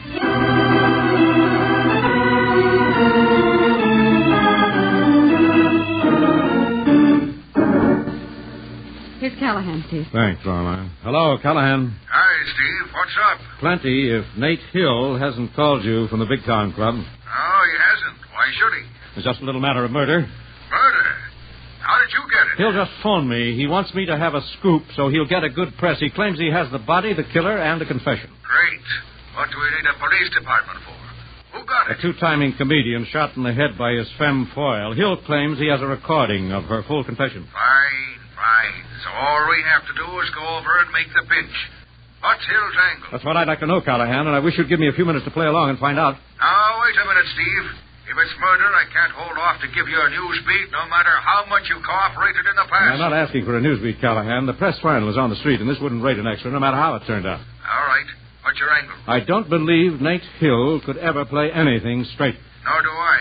But you've reported a murder, and I've got to check on it. You know that, Steve. Yes, but I've got a hunch there's a lot more to this, Callahan, and I think I can get it if you'll bend the rules enough to give me a few minutes with Hill before you move in. And what if the killer moves out and I'm left holding the body and the bank? I'm not asking you to risk that, Callahan. Get your men over here, throw a ring around the Big Town Club, let anyone go in, but have them hold anyone who tries to leave the club. All right. How much time do you want? Give me 15 minutes with Hill, and I'll see if I can find out why that leopard has changed his spots.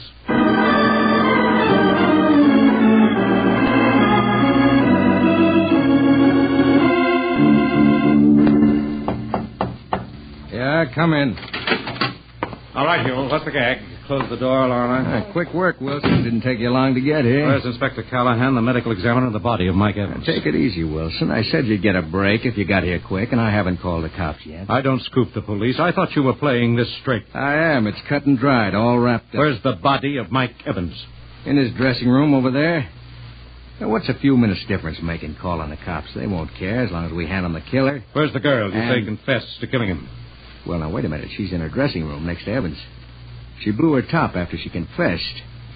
I've locked her in so she couldn't run before you got her story. Quit doing me that kind of favors, Hill. Lorelei. Yes, Steve. Want me to talk to her? Later. Get on the phone and go through the motions of notifying Callahan of homicide. Right, Steve. Mind if we use one of your phones, Mr. Hill? Yeah, help yourself. There's one down at the end of the hall. Thanks. Yeah, I've got a record of Myra's confession, Wilson. Want to hear it before your pal Callahan shows? Listen to it when Callahan hears it. Let's see Evans' body. That's right in here. Nobody's touched anything. Now, there he is, sprawled across his makeup table just the way I found him. You found him? Yeah. I phoned him from my office right after the last floor show. Asked him to come up to see me after he'd changed. When he didn't show, I came down here to find out why. How soon after you called him? About 10 minutes. Where was Myra Tyler? In her dressing room, packing her things like crazy and crying like a fool. Did she confess to shooting him with that gun lying there on the floor? Well, no, not at first, but I pumped her. Why? Well, I knew Mike was playing around, meant to get another partner, that she was jealous. That was what I meant to talk to him about. Since when have you taken such an interest in the personal problems of the acts you book into your club? Now, look here, Wilson, I'm giving you a break. You've never given anyone a break unless it included a break for yourself, Hill. You said you were playing this straight, wanted a good press. Yet the first thing you do is to hold out on the police. I've got the girl, I've got a confession. What more do the cops want? They want to be notified the minute a crime is committed. Steve, Callahan's busy on a case, but he'll be here in a few minutes. Good. All right, Hill. Now we'll take this break you're offering us. Let's talk to Myra Tyler. Well, okay, but you won't get much out of her. She's pretty scared, busted up. How did you get the confession out of her? Twist her arm? No, I didn't have to. Where did you hear the record of her confession? I'd rather hear her repeat it. This her dressing room? Yeah, wait till I unlock the door. You better hope she hasn't climbed out a window. There are no windows in these dressing rooms. Oh, Steve. Look, on the floor. Good grief. Hey, she was lying on the couch when I left her to phone you. Oh, Steve, is she dead? No. And no sign of a wound. She's breathing. She may have fainted and fallen. Here, let me help you get her on the couch. Maybe she took something. She was pretty jittery. I'll get her up. Look around, don't I? See if there is anything she could have taken. There's a glass here on her dressing table and a bottle. Good heavens, Steve. Sleeping tablets and the bottle's empty. That's it. An overdose. We've got to snap her out of it. Get her on her feet. Wake her up. No. Let me go. Oh, she's still conscious. Let me go. Try to make her walk, Steve. Keep her moving. I'll phone a doctor and get some coffee out of the kitchen at his side. Hey, I never dreamed she'd try anything like this. Anything I can do? Get out of the way, Hill. You've done everything you could to close this case. Oh, give me a break, will you? If this girl dies, you'll get a break. A break you'll never forget.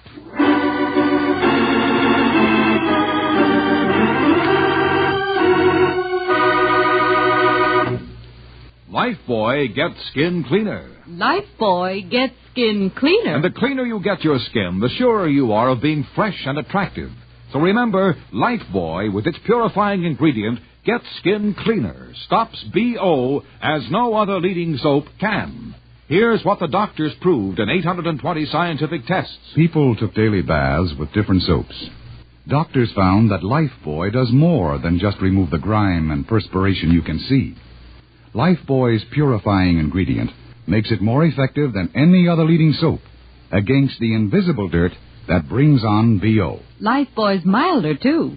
Safe even for baby's tender skin. And you'll like the way Lifebuoy, made with costly coconut oil, bursts into quick white lather, even in hard water. Lifebuoy gets skin cleaner. Lifebuoy gets skin cleaner, keeps you fresh and attractive, protects you as no other leading soap can. Bathe with Lifebuoy Health Soap every day. Get the big new bath size. Buy Lifebuoy right away.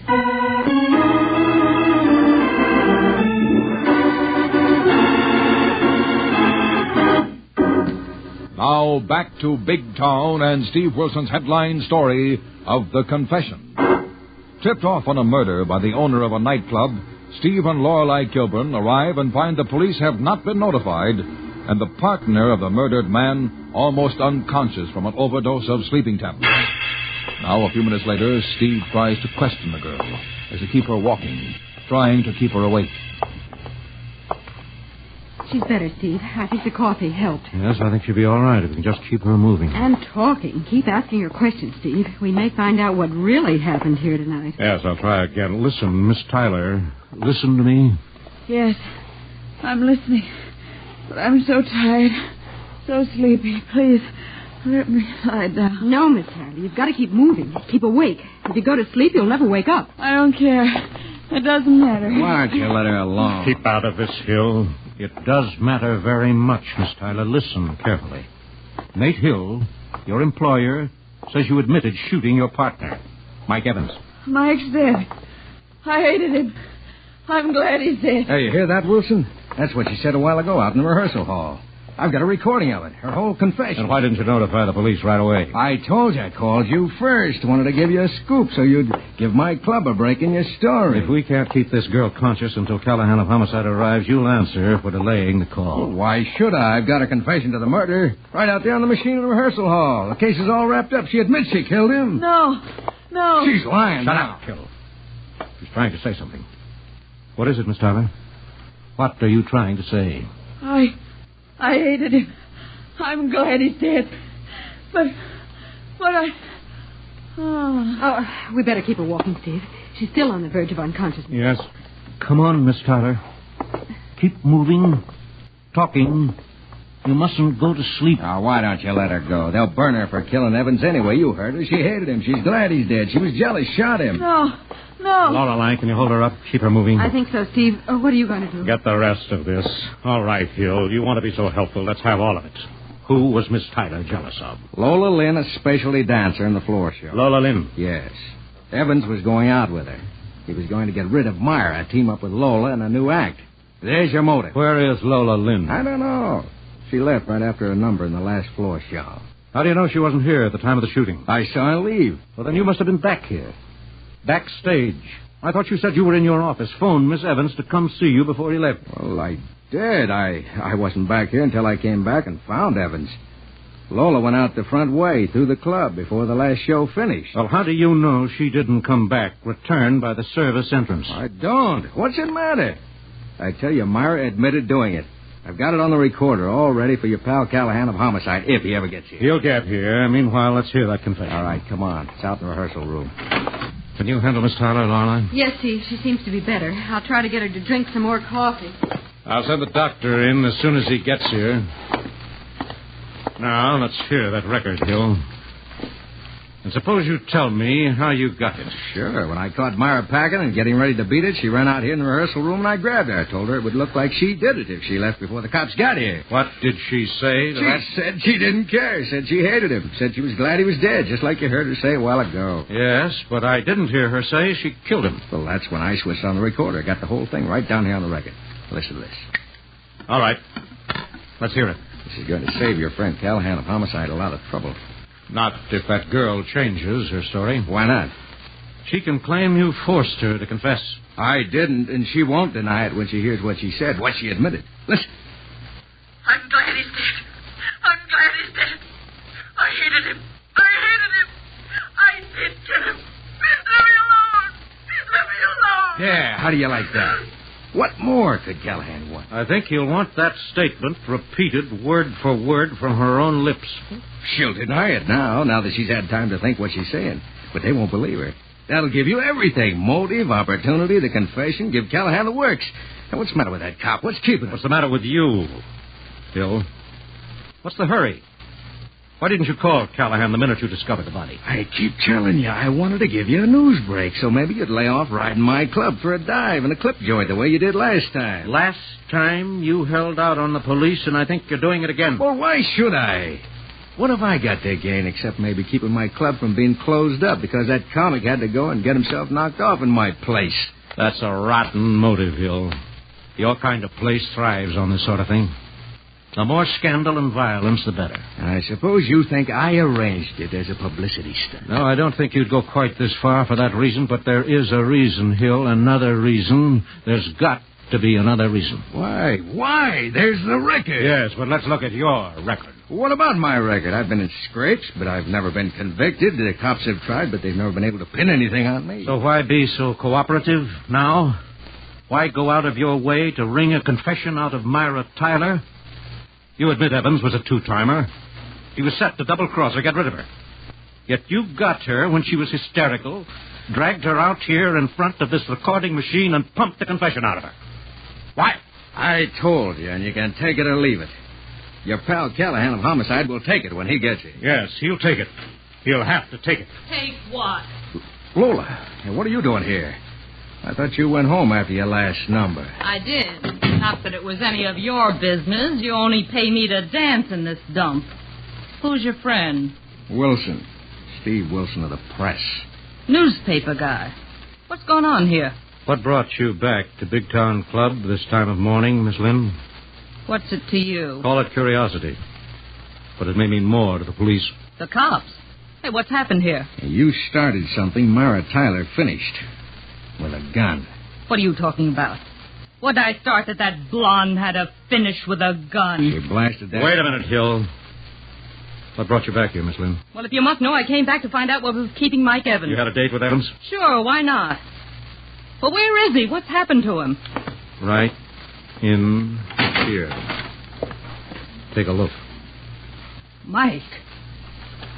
So somebody finally got him. Maybe that'll learn you to leave other dames guys alone. Oh, you crumb. You lippy crumb. You lippy crummy crumb. Cut it out, you crazy two-timing twist. Wait a minute. Just a minute, Miss Lynn. Let go of me, Wilson. I'll tear his pop eyes out of his head.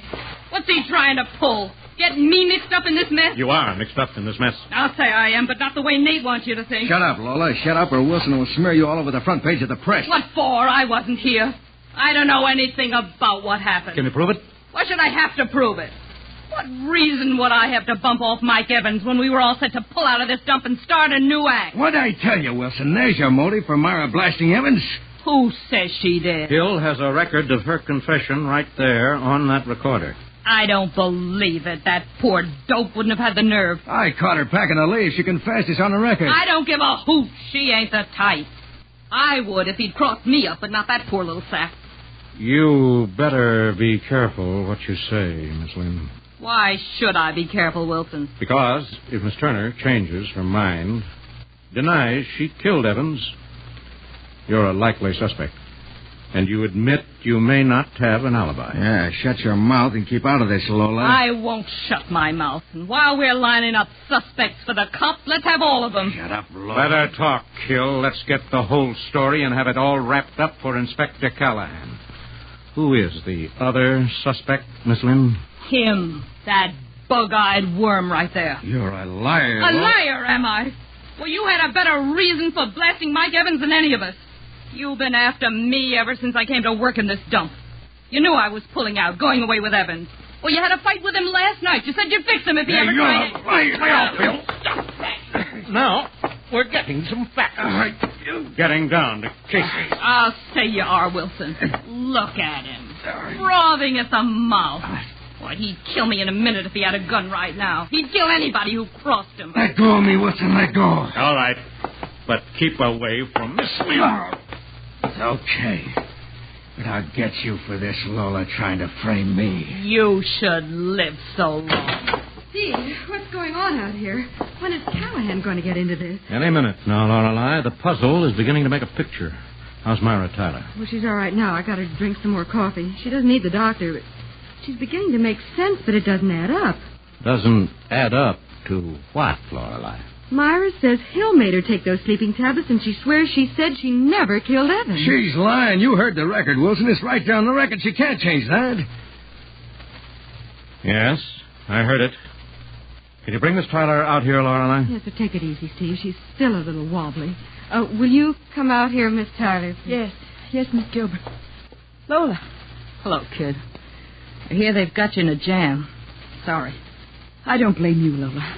Thanks. Tell Mr. Wilson what you told me, Miss Tyler. What Nate Hill did to you. I came back here and found Mike Evans shot. I screamed and Nate Hill came in and said I killed him. He said I better get away out of town. He dragged me out here, asked me why I did it. Right here in front of this microphone, this recording machine? No, over there, near the new machine. The new machine? Yes, the one he just bought. He turned it on and kept asking me why I did it. Wait a minute, Miss Tyler. This machine? He turned this one on? Yes, and kept asking me why I killed Mike. What did you say? Can you remember? Yes. I said, I hate him. I was glad he was dead. But I did not kill him. You said, but I did not kill him. Yes. I remember because he made me say it over and over again. Over and over again. Oh, so that's how you did it, Hill. That's how you tried to frame this girl. Frame her confession. Go get Inspector Callahan, Lorelei. He's waiting outside. You don't? Stay put, Kilburn. Steve, you've got a gun. Yes, while you dopes were being so smart, I got the gun that blasted Evans.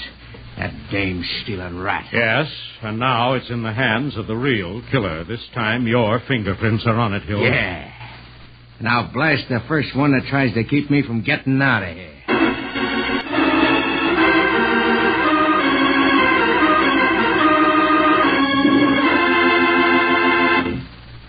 Lifebuoy gets skin cleaner. Lifebuoy gets skin cleaner. Lifebuoy, with its purifying ingredient, gets skin cleaner.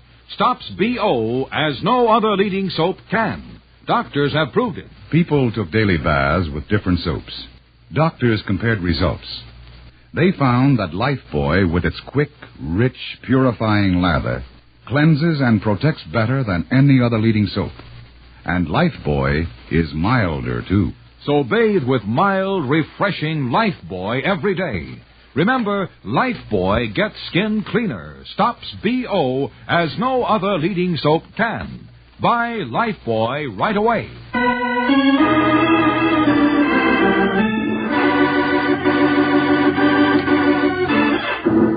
Now Now back to Big Town and to Steve Wilson, Lorelei, and their companions for the payoff in tonight's headline story of The Confession. Listen, Hill, don't be a complete fool. You can't get out of this club. Callahan and his homicide squad have had the place covered for the last half hour. You're bluffing, Wilson. Lola walked in. Nobody stopped her. Kilburn never called the cops. You were playing this thing alone for a scoop. Play that hunch, Hill. Walk out of here with that murder gun in your hand, and they'll mow you down. So what? What have I got to lose? They'll burn me anyway for killing that dame stealing comic. He couldn't steal something you never had, you rat. Shut up, Lola. Clam up or I'll give you what I gave Mike Evans. So you admit killing Evans? Trying to frame Myra Tyler with a faked recording of her confession? Yeah, sure. Why not? I would have got away with it, too, if Lola hadn't come here shooting off her mouth. Steve, how could he fake Myra's confession? It was easy, Lorelei. How about it, Hill? You want me to show them how stupidly clever you thought you were, Hill? Yeah, right where you are, Wilson. Try any trick while I'm getting out of here, and I'll give you what I gave Evans, only right between the eyes. All right. I guess that'll do. You've admitted killing Evans, confessed twice, using different words. And this time, the tape recording won't be cut and spliced. Oh, so you know how I did it. Okay, but I told you to stay put, Wilson. Oh, put that gun down, Hill. I took the shells out of it before I let you get your hands on it. Oh, yeah? Yes. Lorelei, go ask Callahan to come in and listen to a playback of Hill's confession on his own machine. With the greatest of pleasures, Steve. Wilson, you tricky slug. You turned on that tape recorder a while ago. It got every word I've said in the last few minutes. Yes, Hill. And this recording won't have to have the words deleted, cut and edited, then transferred from tape to wax.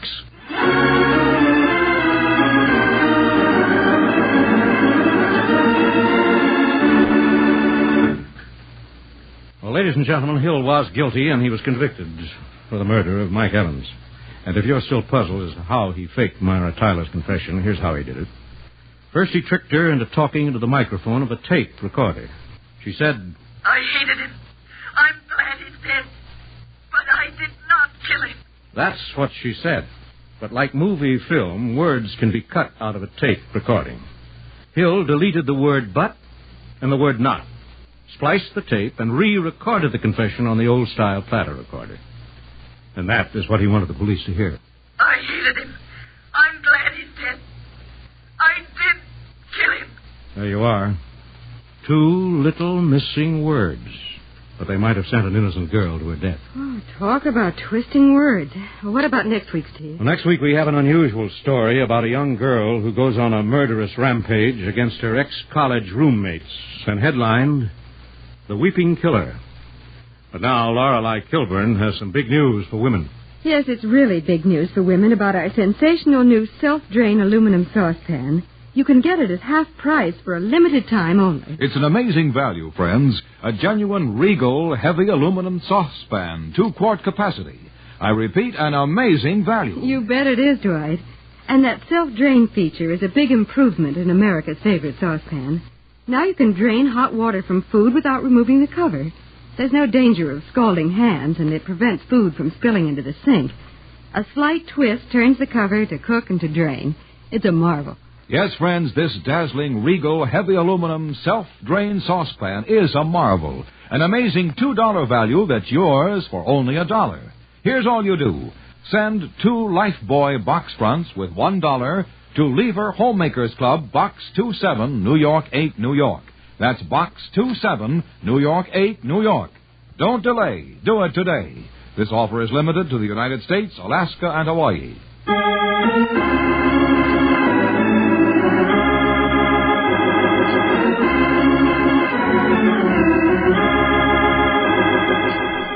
In tonight's dramatization, all names, times, and places are fictional. Big Town features Edward Pawley as Steve Wilson, Fran Carlin as Lorelei Kilburn, and is written and produced by Jerry McGill.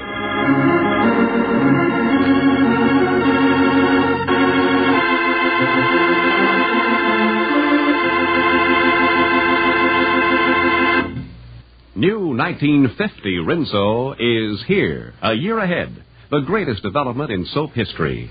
1950 Rinso with Solium puts sunshine in your wash.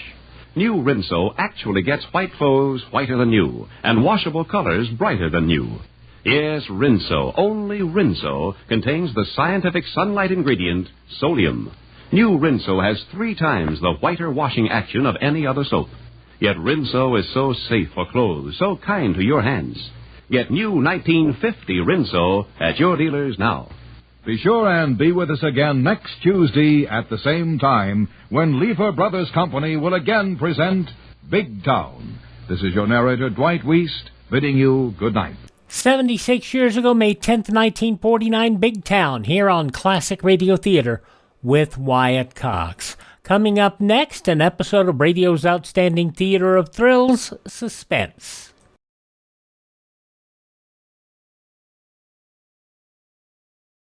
Your contribution of $10 or $6.95 for the budget relief package will send more relief overseas than the same money spent any other way. To help people in foreign countries with food or clothing, send your check to Non-Profit Care, New York. That's Care, New York. Send your check, your name and address, and full particulars about who's to get the package. Care will do the rest. Learn about what CARE's doing today by going to care.org. That's care.org. Now, as we said, radio's outstanding theater of thrills, Suspense. Elliot Lewis, 71 years ago, May 10th, 1954, directing The Last Day of John Dillinger, starring Van Heflin.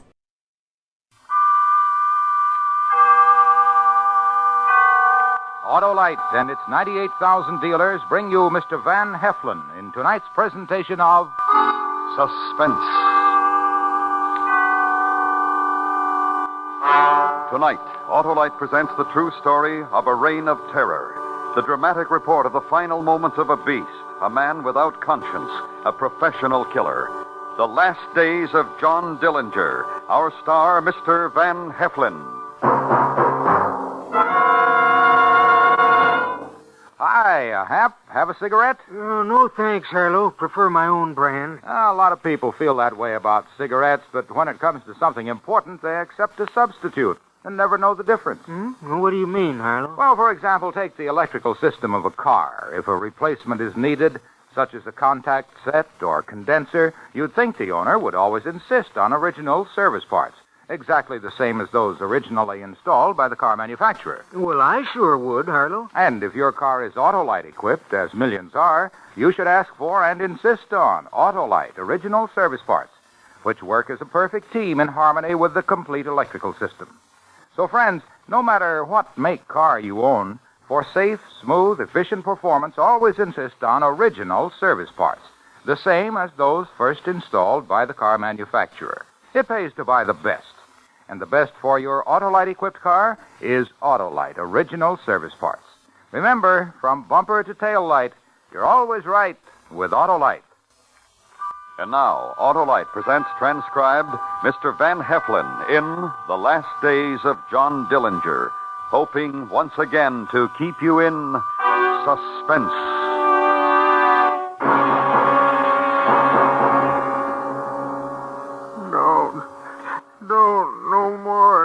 No more in the name of heaven. Hold him, Herbie. Sure. Please. No. Yeah, let him go. Sure. How you feel, Ernie? How you feel, Copper? Come on, tell me so I know. Oh, no, you oughtn't to laugh at him, Herbie. It's hurt. Hey, Ernie, you hurt? You hurt, Ernie? How's it feel to be in the cell of your own jailhouse, Ernie? Look, Dylan. No, you look. On your feet and take a look, Ernie. Ernie, or I'll... Oh, don't hit me anymore. Take a look. You see the pretty pistol, Ernie? It's wood. Yeah. Wood? Yeah, I whittled it, Ernie. Wood. Right after I whittled that boat for your kid, I made me this gun. I put some shoe polish on it. Mine. Yeah, his niece. Sure. And now we got a real gun, Ernie, yours. And we're going to get out of here. Out of the jail everybody's screaming that nobody's going to break out of. Come on, let's go, Ernie. Let's go. Let me tell you something, Copper. From now on, from the second I do this, from just then on, just listen to what I say. Don't repeat it. Just listen to it and do it. I said, let's go. That means we're getting out. I say keep your mouth shut. It means you say just one word and you're dead. And the last part of it is, when I'm ready to kill you, I'll let you watch. That's fair enough? Now, let's go.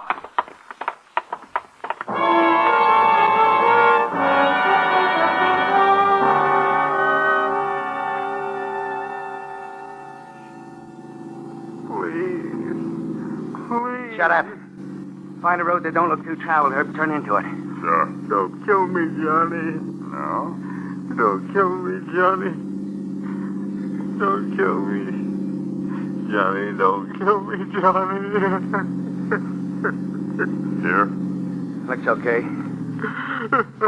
Well, now, why are you crying, Ernie? Real good hostage like you told us where everybody was, where the arsenal was, where the keys to the warden's car was. Well, you're a nice boy. Don't kill me, Johnny. Okay, Herb. Out, Ernie. Don't kill me, Johnny. Out, Ernie. Now, get up.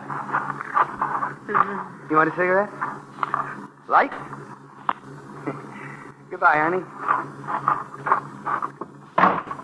Let him walk back, Herb. Let's go. Don't kill me. Johnny, don't kill me. Johnny, don't kill me. Don't kill me. Don't.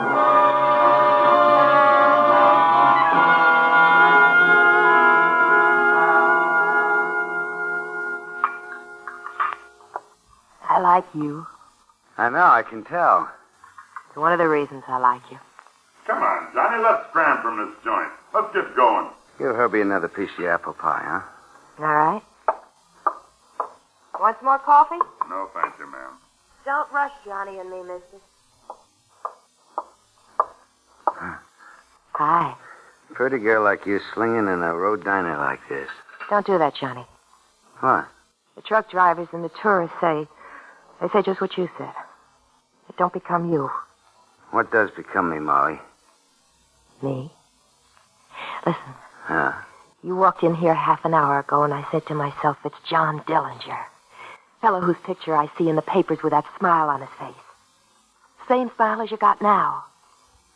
And you know what about that smile, Johnny? It means you've been there and you've seen it. Whatever there was to see. And nobody's going to fool you.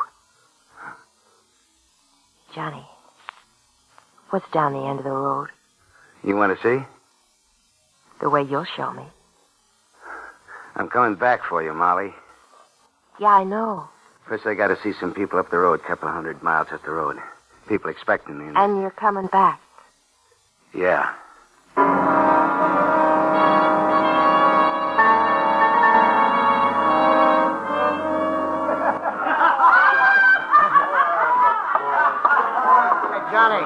Johnny, why don't you join the dance? Why don't you... Enjoying yourself, babyface? The time we teamed together, Johnny, I've been jumping for joy. I just You're want you to... dancing on a grave. Herbie's grave.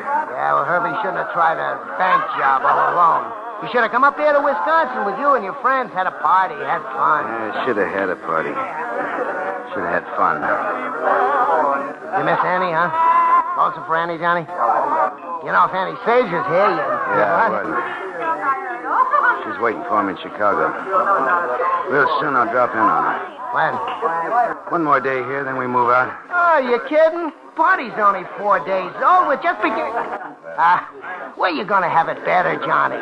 Look, who's gonna think to look for you in a crummy roadhouse in the Wisconsin woods? We could stay here for weeks. Look, you could send for Annie. No, I like Annie with Chicago around her. Don't push it, Johnny.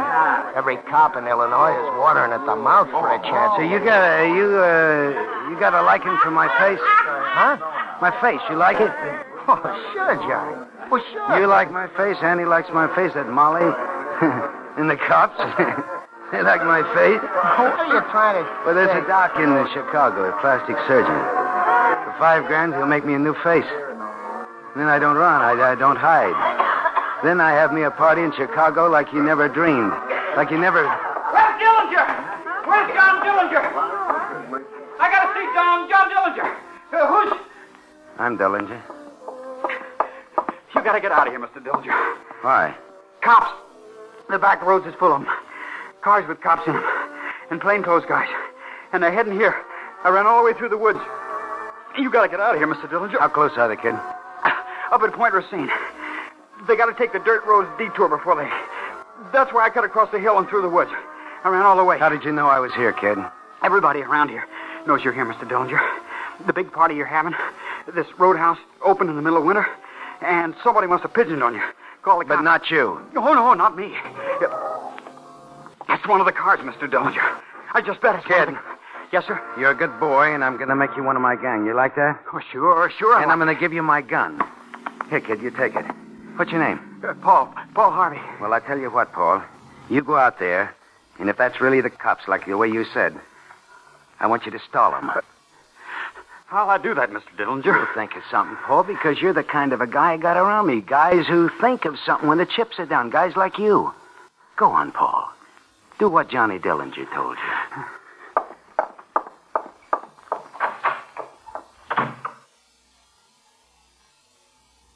You won't get Johnny Dillinger! You won't get Johnny Dillinger! Quick, out the back window, baby, and bring your gun. Cover me. Yeah, jump.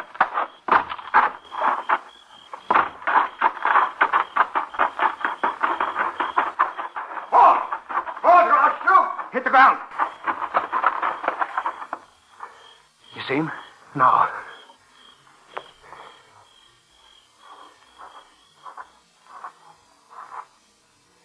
Yeah, now I see him. Then do it, baby. I want him closer.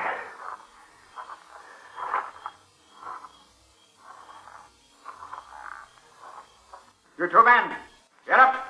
Get up and put up there. See you around, baby face. Glad you had fun at my party.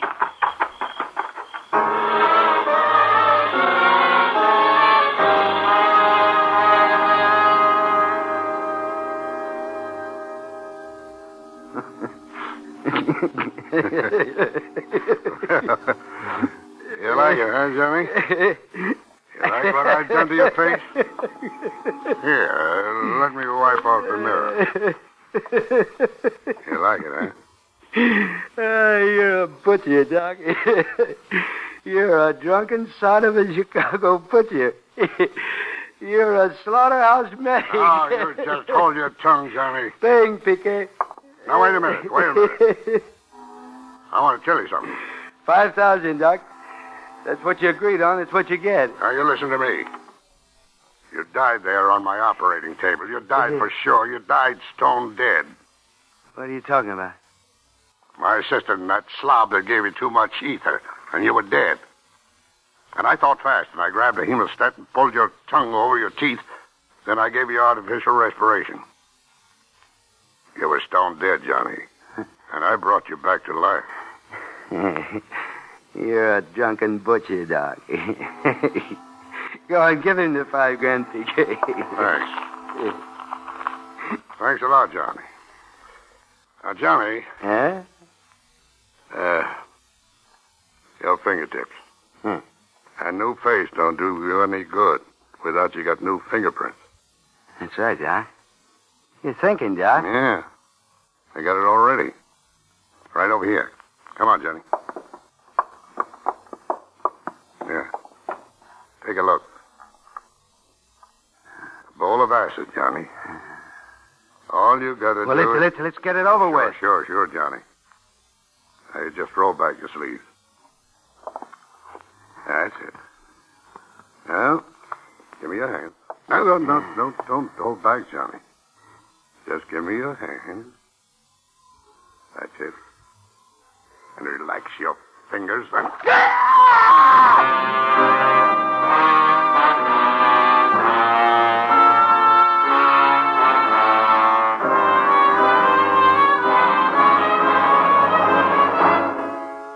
Autolite is bringing you Mr. Van Heflin in The Last Days of John Dillinger. Tonight's presentation in radio's outstanding theater of thrills, Suspense.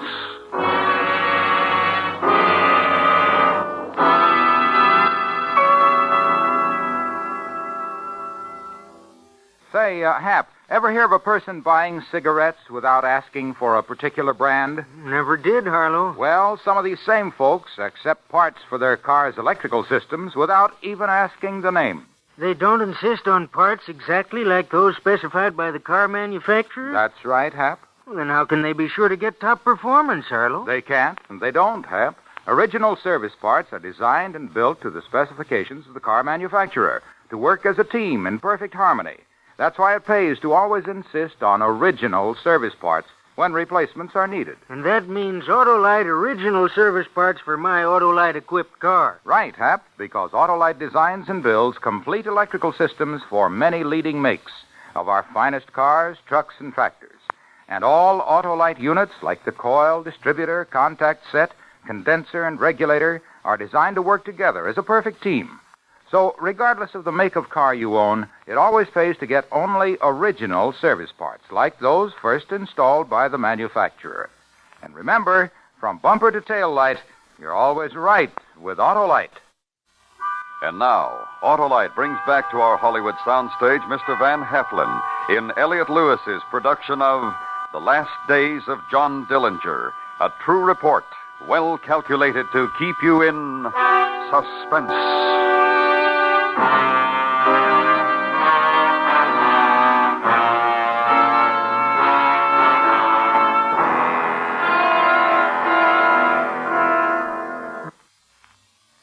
Look at you. Honey. Look at you. Honey. Hands bandage your face. Get away from me. All right. All right, I will. John? John. What? You broke Crown Point weeks ago. How come you're just showing up? I gotta explain it to you, Annie. Or else out. You heard, Annie, you read the papers. What happened in Wisconsin? 4 days. Babyface came around, told me all about it. And this crazy operation, how long? A week? 2? Where have you been all this time? Yeah, like I'm a child. That's right. Where have you been all this time? Well, I'm here now, so what? Another woman? Oh. You can tell me, Johnny. Now, look. You can tell me anything, Johnny. You know you can. You always said you could tell... Something happens when I'm around you. What? Tell me what? I don't know. Tell me what, Johnny? The reason I waited so long to come to you. Why I can't stay away. Feed me, Johnny? Everything gets so right. It gets warm and nothing's exciting. Hungry, Johnny? Funny, up in Wisconsin, I was running away, you know, with Babyface after he let that FBI guy have it. I'll put and some I was coffee running, and you know what went through my mind? Kind of real crazy. This oilcloth on the table, the patterns in it, the blocks, and how you look at me one way, and then they look like they're coming out from the Such a table. nice piece of pie. And they keep staring, and they change. Johnny? You know what I mean? Johnny. Yeah? Don't worry about anything. Okay. Everything's going to be all right. Sure. And later you can cry.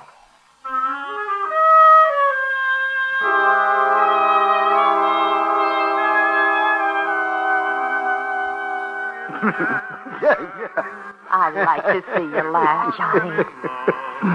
Oh, you make me laugh. Am I funny? You think I'm funny? Oh, you're just like a kid. Molly. Mm-hmm. You glad you quit that job and come up here to Chicago? Huh? Mm-hmm. Now, why you always sit on the floor like that, huh?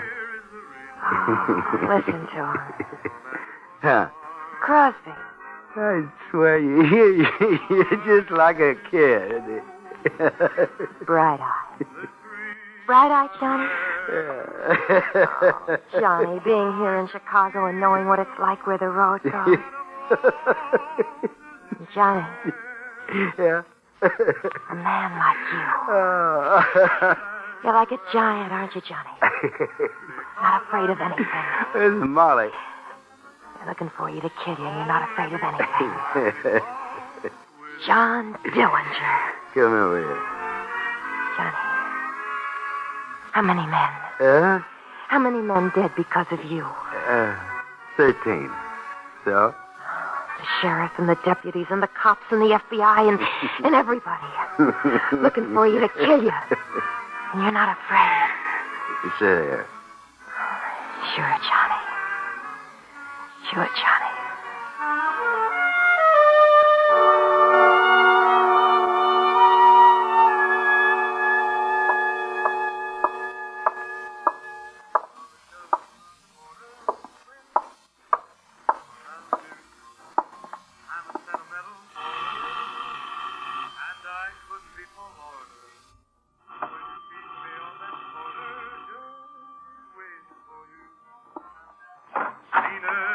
Yes? You're Molly? Yes, I'm Anna Sage. Johnny? Johnny. Till you blew in. Till a month ago when he brought you here. Ask me inside, Molly, so we can have a heart-to-heart, compare notes. Share. All right. Come in. I was just having a bottle of beer. You want one? You want one? Sure, honey. 'Cause I can cry in it how pretty you are. You like Chicago? Crazy for it. Your beer. Dull. A real dull. Johnny's a picker, he is. And he gave you Chicago. Drink your drink, say your say, and then get out. I broke up something coming here right at this time, didn't I, Molly? Yeah. Something real nice. And you can't wait till Johnny again. No. Johnny told me about you. Oh? I'm sorry for you. Tell me all the ways you're sorry for me. Only one. But you haven't got with Johnny. And you have. Crazy for it. From the time he walked in the diner where I worked, I was alive. Advice from an older woman, honey. Make it a memory. Get out of Chicago. Leave Johnny. For you? Leave a man like that to leave something him. Keep away from him. Did you hear me? You... What are you... I just broke my beer bottle, Annie. The way I once saw a man do in a bar I worked in Des Moines. He broke this beer bottle. And he held it close to this woman's face. Stay away from me. He held it real close, right under her eye. And first he made a little scar. Just a small scar. Don't. Like that. You. You get out of here. And you leave Johnny and me alone. Else one day the mood strikes, I'll tell Johnny to kill you. Get out, Annie.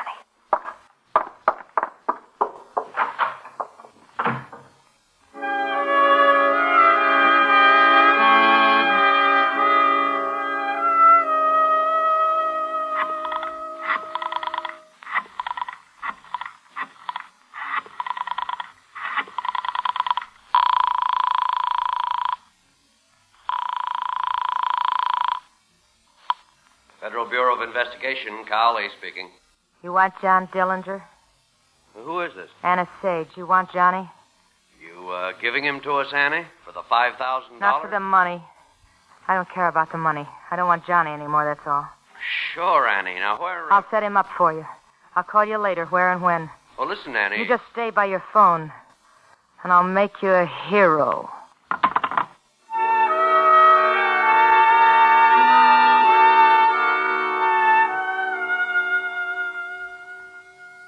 Johnny? What? Mind if I take a sip of your beer first? Don't do that. What am I doing? Acting girlish. Sweet. Just don't do it, Annie. Just hand me the beer and... Here. Thanks. Oh, I never knew Chicago was so hot. Why don't we go out, Johnny? Cooped up in here, sweating out the heat, clawing at each other like we do. Why don't we go out? You crazy. Well, we're crazy to stay in here. We'd go to a movie, a nice air-conditioned movie. Cool off for a while. I go out of here and somebody's Who's going to know you're sitting in a dark movie theater, what you had done to your face, and some dark glasses? Nobody's going to recognize you. Right here in the paper. The Biograph Theater picture with Clark Gable and Merle. You like Clark Gable, don't you, Johnny? A Disney cartoon. Yeah. For a while, you could enjoy yourself and get out of the heat. And Johnny, What? you ask Molly to come along if you want.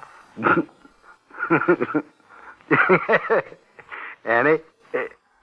I mean it. You go call up Molly and ask her to meet us here, and then the three of us will go to a movie. And Yeah, Molly told me you was around. Is that how you got that little cut under your eye, honey? Yeah. no sense anybody being mad at anybody. No, there ain't. I'm glad you figured that out. So why don't the three of us get together for a movie tonight? Sure, I'll call Molly.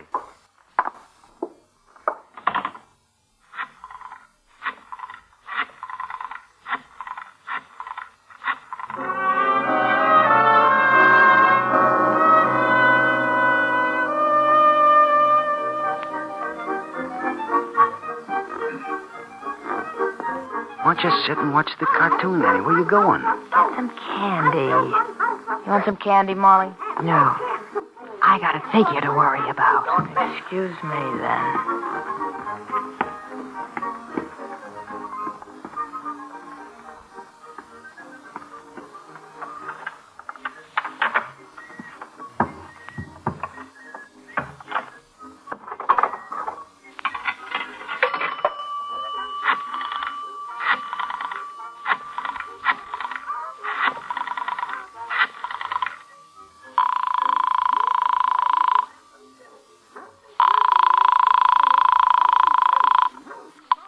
Federal Bureau of Investigation, Cowley speaking. Anna Sage, Mr. Cowley. Oh, yes?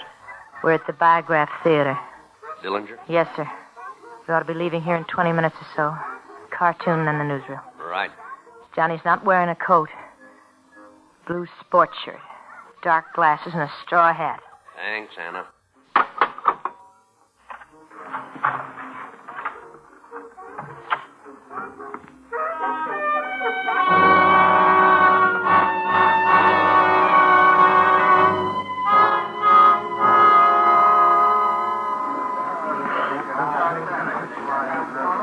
That fella Hitler, he's a comer, huh?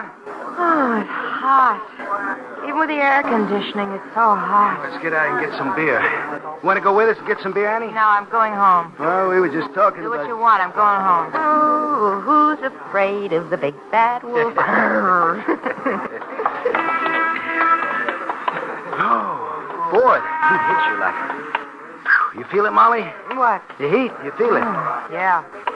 Well, we'll go someplace and get You it. two go on. I'll go on. Johnny Dillinger, FBI, Johnny. Don't go for your You're gun. not going to... I said don't go for it.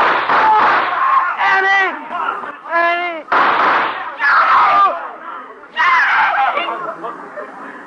Did you hear him? He called for me. I kind of thought he would. Hey! Hey, look, it's Dillinger! It's John Dillinger! Hey, look! Look, it's John Dillinger.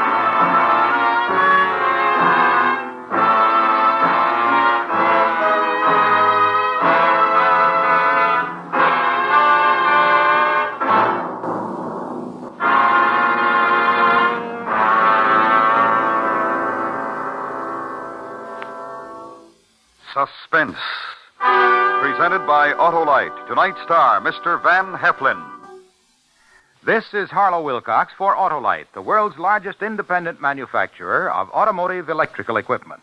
In 28 plants from coast to coast, the men and women of Autolite build over 400 fine products for cars, trucks, tractors, planes, boats, and industry.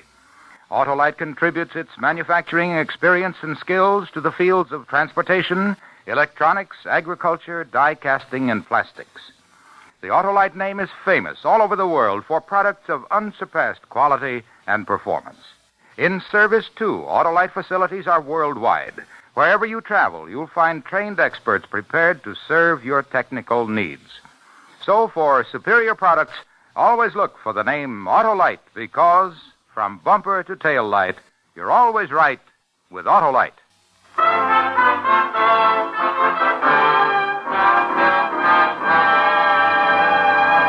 Next week, the dramatization of an amazing document. in which an unbelievable voyage is chronicled, beginning with that moment when Fletcher Christian led the men on HMS Bounty to mutiny. It's called The Revenge of Captain Bligh. Our star, Mr. Charles Lawton. That's next week on Suspense. Suspense is transcribed and directed by Elliot Lewis, with music composed by Lucien Morawick and conducted by Lud Gluskin. The Last Days of John Dillinger was adapted for Suspense by Morton Fine and David Friedkin. In tonight's story, Kathy Lewis was heard as Anna and Michael Ann Barrett as Molly. Featured in the cast were Joseph Kearns, Tom Brown, Roy Glenn, Parley Bear, Sam Edwards, Jimmy Eagles, and Joseph Granby. Van Heflin appeared through the courtesy of 20th Century Fox, producers of the picture Three Coins in the Fountain in CinemaScope and Technicolor. And remember, next week, Mr. Charles Lawton in The Revenge of Captain Bligh. You can buy Autolite original service parts, Autolite standard or resistor-type spark plugs, or Autolite stay full batteries at your neighborhood Autolite dealers. Switch to Autolite. Good night.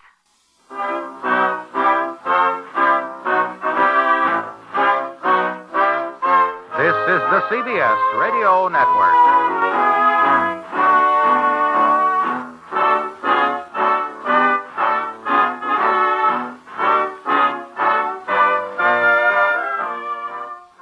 "71 years ago, May 10th, 1954, Suspense on Classic Radio Theater with Wyatt Cox. Coming up next, Peg Lynch, Alan Bunce, and The Couple Next Door.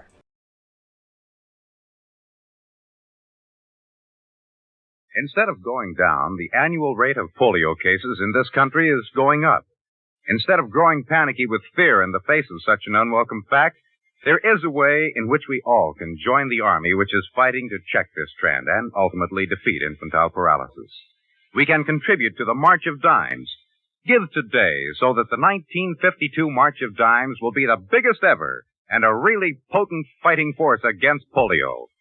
And we close out this edition of Classic Radio Theater with Wyatt Cox with an episode of The Couple Next Door, 60 years ago today, May 10th, 1960.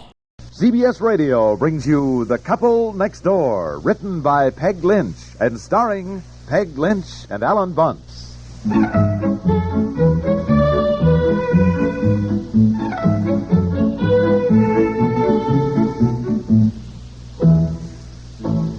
Well, hello, dear. I didn't hear you come in. How long you been home? I was upstairs. Oh, 5 minutes. Oh, you were so quiet. No, I brought in the mail. Just looking it over.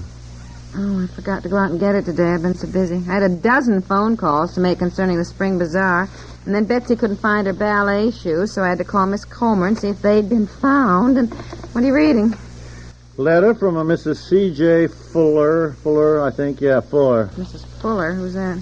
Search me. Anyhow, she says, concerning the matter of who discovered America first. Oh, I don't want to hear any more about that. No, wait a minute. This is a fresh angle. Oh, dear. What did he say? Yeah, listen to this. No. Look, it is possible that neither Leif Erikson nor Columbus should be given credit. That the first men who set foot on America were merchants and traders of a recently discovered Minoan civilization that flourished on the island of Crete in the Mediterranean some 3,000 years ago. Excavations have already evinced the possibility of this theory. But until linear script B of the mysterious Minoan text can be deciphered from the thousands of clay tablets... For heaven's sake, how long is the letter? 6 pages. Her brother's an archaeologist. Goodness, it sounds fascinating. What else does she say? I don't know. Here, you read it, will you? You read it. I got to get outside and do some work on the lawn before it gets dark. Oh, I think there's a letter from Aunt Effie here, too. Aunt Effie, my goodness, why don't you say so? Yes, yeah. I've been waiting to hear when she's coming to visit. Well, look, I better get upstairs and get into some old clothes. Oh, honestly, look. Even Aunt Effie sends us a newspaper clipping. What is this? A Norwegian explorer to search for proof of Viking settlements in America. Oh, no. We never hear the end of it. Well, let's see what she says when she's arriving. Well, come on upstairs and read me the letter while I change my clothes. Making peach butter.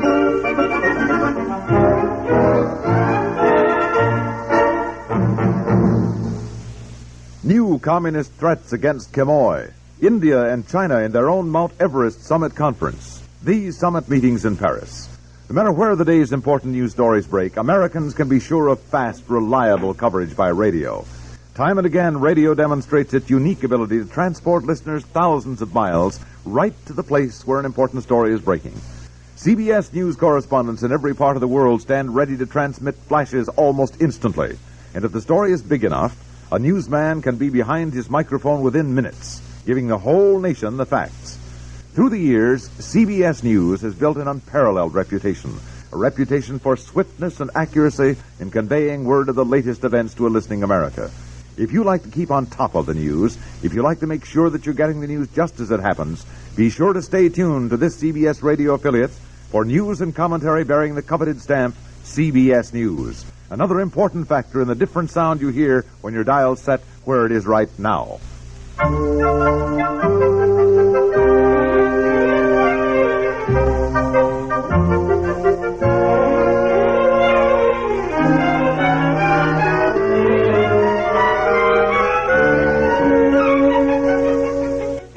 Go ahead. Read me Aunt Effie's letter. Yes, I will. I was checking on Bobby. That child is still napping. Ah, well, that's okay. He sleeps twice as much as Betsy ever did at his age. Oh, well. Some children require more sleep than others. Besides, he has a much more relaxed, easygoing nature than Betsy does. Takes after me. Oh, yes. Go on now. Go on. Read me Aunt Effie's letter. See when she's coming. Seemed kind of good to see her again, huh? Oh, yes. Now, where did I put the letter now? Letter? Oh, here's... It's on the dresser. Yeah, I got it. Well, let's see. What'd she say? I just put a cake in the oven, and I hope it turns out all right, because I didn't have quite enough sour cream and had to use some regular milk and a bit of baking powder, and it never turns out quite as nice. I'll let you know how this turns out. Oh, yeah, I can't wait. Every detail. Well, I might as well tell you the bad news right away. I don't think I can get away right now for a visit. With a baby expected in June... Baby? Yes? Aunt Effie's having a baby? Oh, no. Melba, Mr. Whittaker's daughter. Oh. Aunt Effie's daughter-in-law. You knew that. You don't honestly listen to anything I tell you. With the baby expected in June, and Melba has bursitis so badly, I don't feel I should leave. However, I do have a wonderful idea, and I hope that you will approve. We would love to have Betsy come and spend the summer with us. What? I know she'd love it here on the farm with all the animals. She could even have her own little pony, and during the summer, there's always a rodeo on Saturday night. Is that rodeo or rodeo? I don't know, rodeo, I guess. I don't care. But Betsy is certainly not going off to Montana. Why? Why? You mean you'd let her go? Look, I think it'd be wonderful for her. They have an enormous place. She'd love it. Nobody would take better care of her than Aunt Effie. It'd certainly be a wonderful experience. Having her own pony? Learning to ride? My goodness, she'd be thrilled to pieces, I bet. You'd let Betsy go off to Montana for the whole summer? What's the matter with you, dear? Well, to begin with, how's she going to get there? I mean, Aunt Effie can't come and get her. And do you realize how much it would cost just to take her out there? Maybe I'd take her and Bobby, too, and stay and visit a few days. Can't cost that much. Neither train or plane, or I could drive. Well, you're certainly not going to drive that far with 2 children. Oh, goodness, dear, it isn't a problem how Betsy gets there. We can always work that out. For that matter, we could just put her on a plane. She's nearly 9. Stewardess would look after her. Wouldn't be much of a trip by plane. Aunt Effie would meet her. You know, I'm sure she'd You let her go off on a plane by herself? Well, frankly, I think it might do her good, dear. I really do. Last year, you didn't even want her to come home from the shopping center by herself when she got separated from whomever it was. You were downright hysterical. There she was, right by the bus corner. She had plenty of money. There was nothing to worry about, and you were nearly frantic until she got home safely. Well, she's a year older now. And I don't understand you. You're the one who's always saying we should teach her to be more independent, that we shouldn't hang on to her. Let her try her wings and all that. Yeah, well, I mean, I just think that she should stay home. I mean, well, one reason we built our house out here by the lake was because it would be so nice for Betsy in the summertime. Don't shout at me. Well, I mean, she's got everything right here. She can go swimming. She's got a bicycle. All her friends are here. I mean, why should she go anywhere? Because she's been invited. Because Aunt Effie would love to have her. Because it'd be a wonderful experience. She doesn't need to be gone all summer. Maybe 6 weeks. Maybe just a month. What if she gets sick? They have doctors in Montana, I imagine. Well, what if she falls off this darn horse they're going to give her? Then I hope she picks herself up and tries it again. What is the matter with you, honey? Oh, I don't know. Well, I'd miss her, for one thing. Well, of course, so would I. But listen here, Andy. Oh, listen to this. Aunt Effie says, we might even try to get away for a few days to take Betsy on a trip to Glacier National Park, which is just beautiful, and I'm sure she'd enjoy it. And, oh, my goodness, think of how educational all this would be for Betsy. Look, you don't even know that Betsy would want to go. No, of course not. And in fact, we won't even mention it to her if you decide she shouldn't go. Oh. I certainly wouldn't want her disappointed. On the other hand, it's just as you said, she may not even want to go. You know what? I'll bet she won't. Look, only yesterday she said she couldn't wait until it was warm enough to get up in the morning and rush down to the lake here with her daddy for an early morning dip. Yes, I know. Well, that worries me, too. Huh? It seems to me that lately she's gotten less independent than she used to be. She seems to cling more than she used to. Remember how she used to stay overnight with Mary Lou? They had such fun. Oh, she loved it. Now she doesn't want to sleep overnight, with any of her friends. Eleanor asked her the other day if she didn't want to stay with Mary Lou. Betsy nearly cried as they were going to make her stay. Sort of clung to me and said, no, she wanted to come home. Did she? Well, Mama. I mean, why not? No place like home. Well, I think it would do her good to visit Aunt Effie.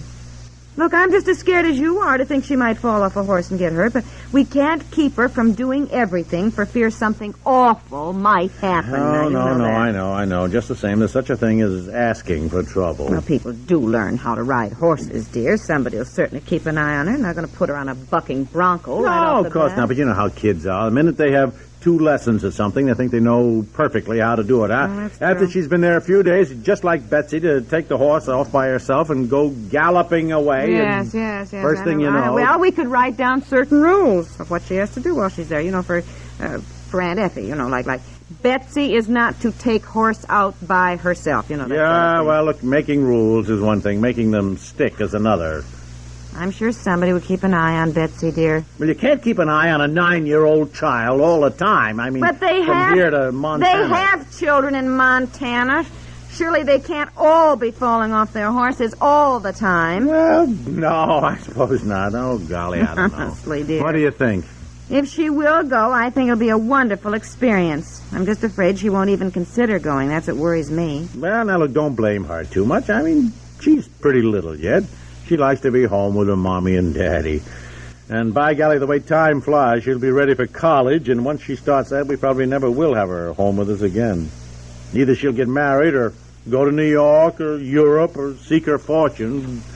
Oh, don't bring all that up. I hate to think of it. Let's face it. Maybe we shouldn't even tell her about Aunt Effie asking her. I'd miss her, too. Let's not tell her. No.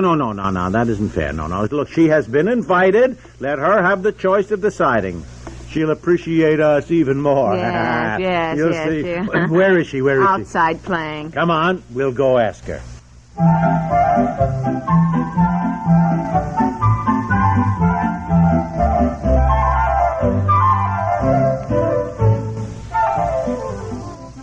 Go visit Aunt Effie all summer? Well, now, honey, you don't have to go at all, but you've been invited, and Daddy thought you ought to know about it at least. Sure. You mean Aunt Effie is going to give me a pony? Well, that's what she said. Of course, they teach you how to ride it, dear. My very own horse?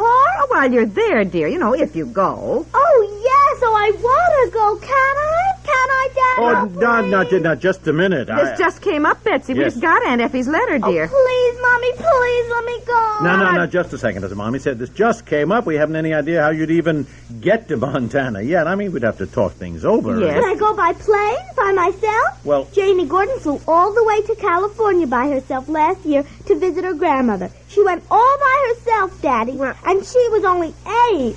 And all she talked about all year is how she went by herself. Well, so can I go all by myself, Mommy, please? I'd be all right. Janie was all right. Well, just take it easy, will you? Just take it easy, will you, Can I dear? at least go visit Aunt Effie, please? Oh, Daddy. Well, I guess we can work the transportation out somehow. Can't we, Mommy? Well, yes, I guess so. Can I tell everyone that I'm going? Well... Yes, all right. You can go. Oh, thank you. You're the best Mommy and Daddy in the whole world.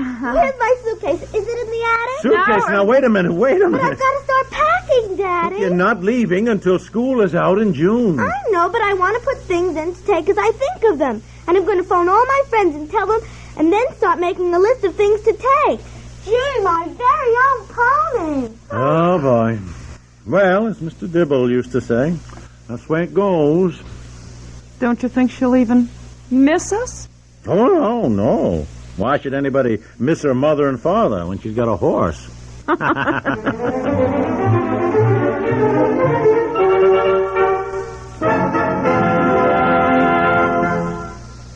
Say, have you been listening to another of our familiar daytime serials on CBS Radio, The Second Mrs. Burton? Well, if so, you're being rewarded with a once-in-a-lifetime drama within a drama. Folks who know Mother Burton need no description from us of what an indomitable mother-in-law she has been all these years. Now, in a remarkable turn of events, Mother Burton is herself being romanced on a western farm, and is encountering ironical retribution indeed in the shape of, yes, a formidable interfering mother. Irresistible force, immovable object. In combination, perhaps the greatest listening coup of all the rewarding years of the second Mrs. Burton. Be listening weekdays.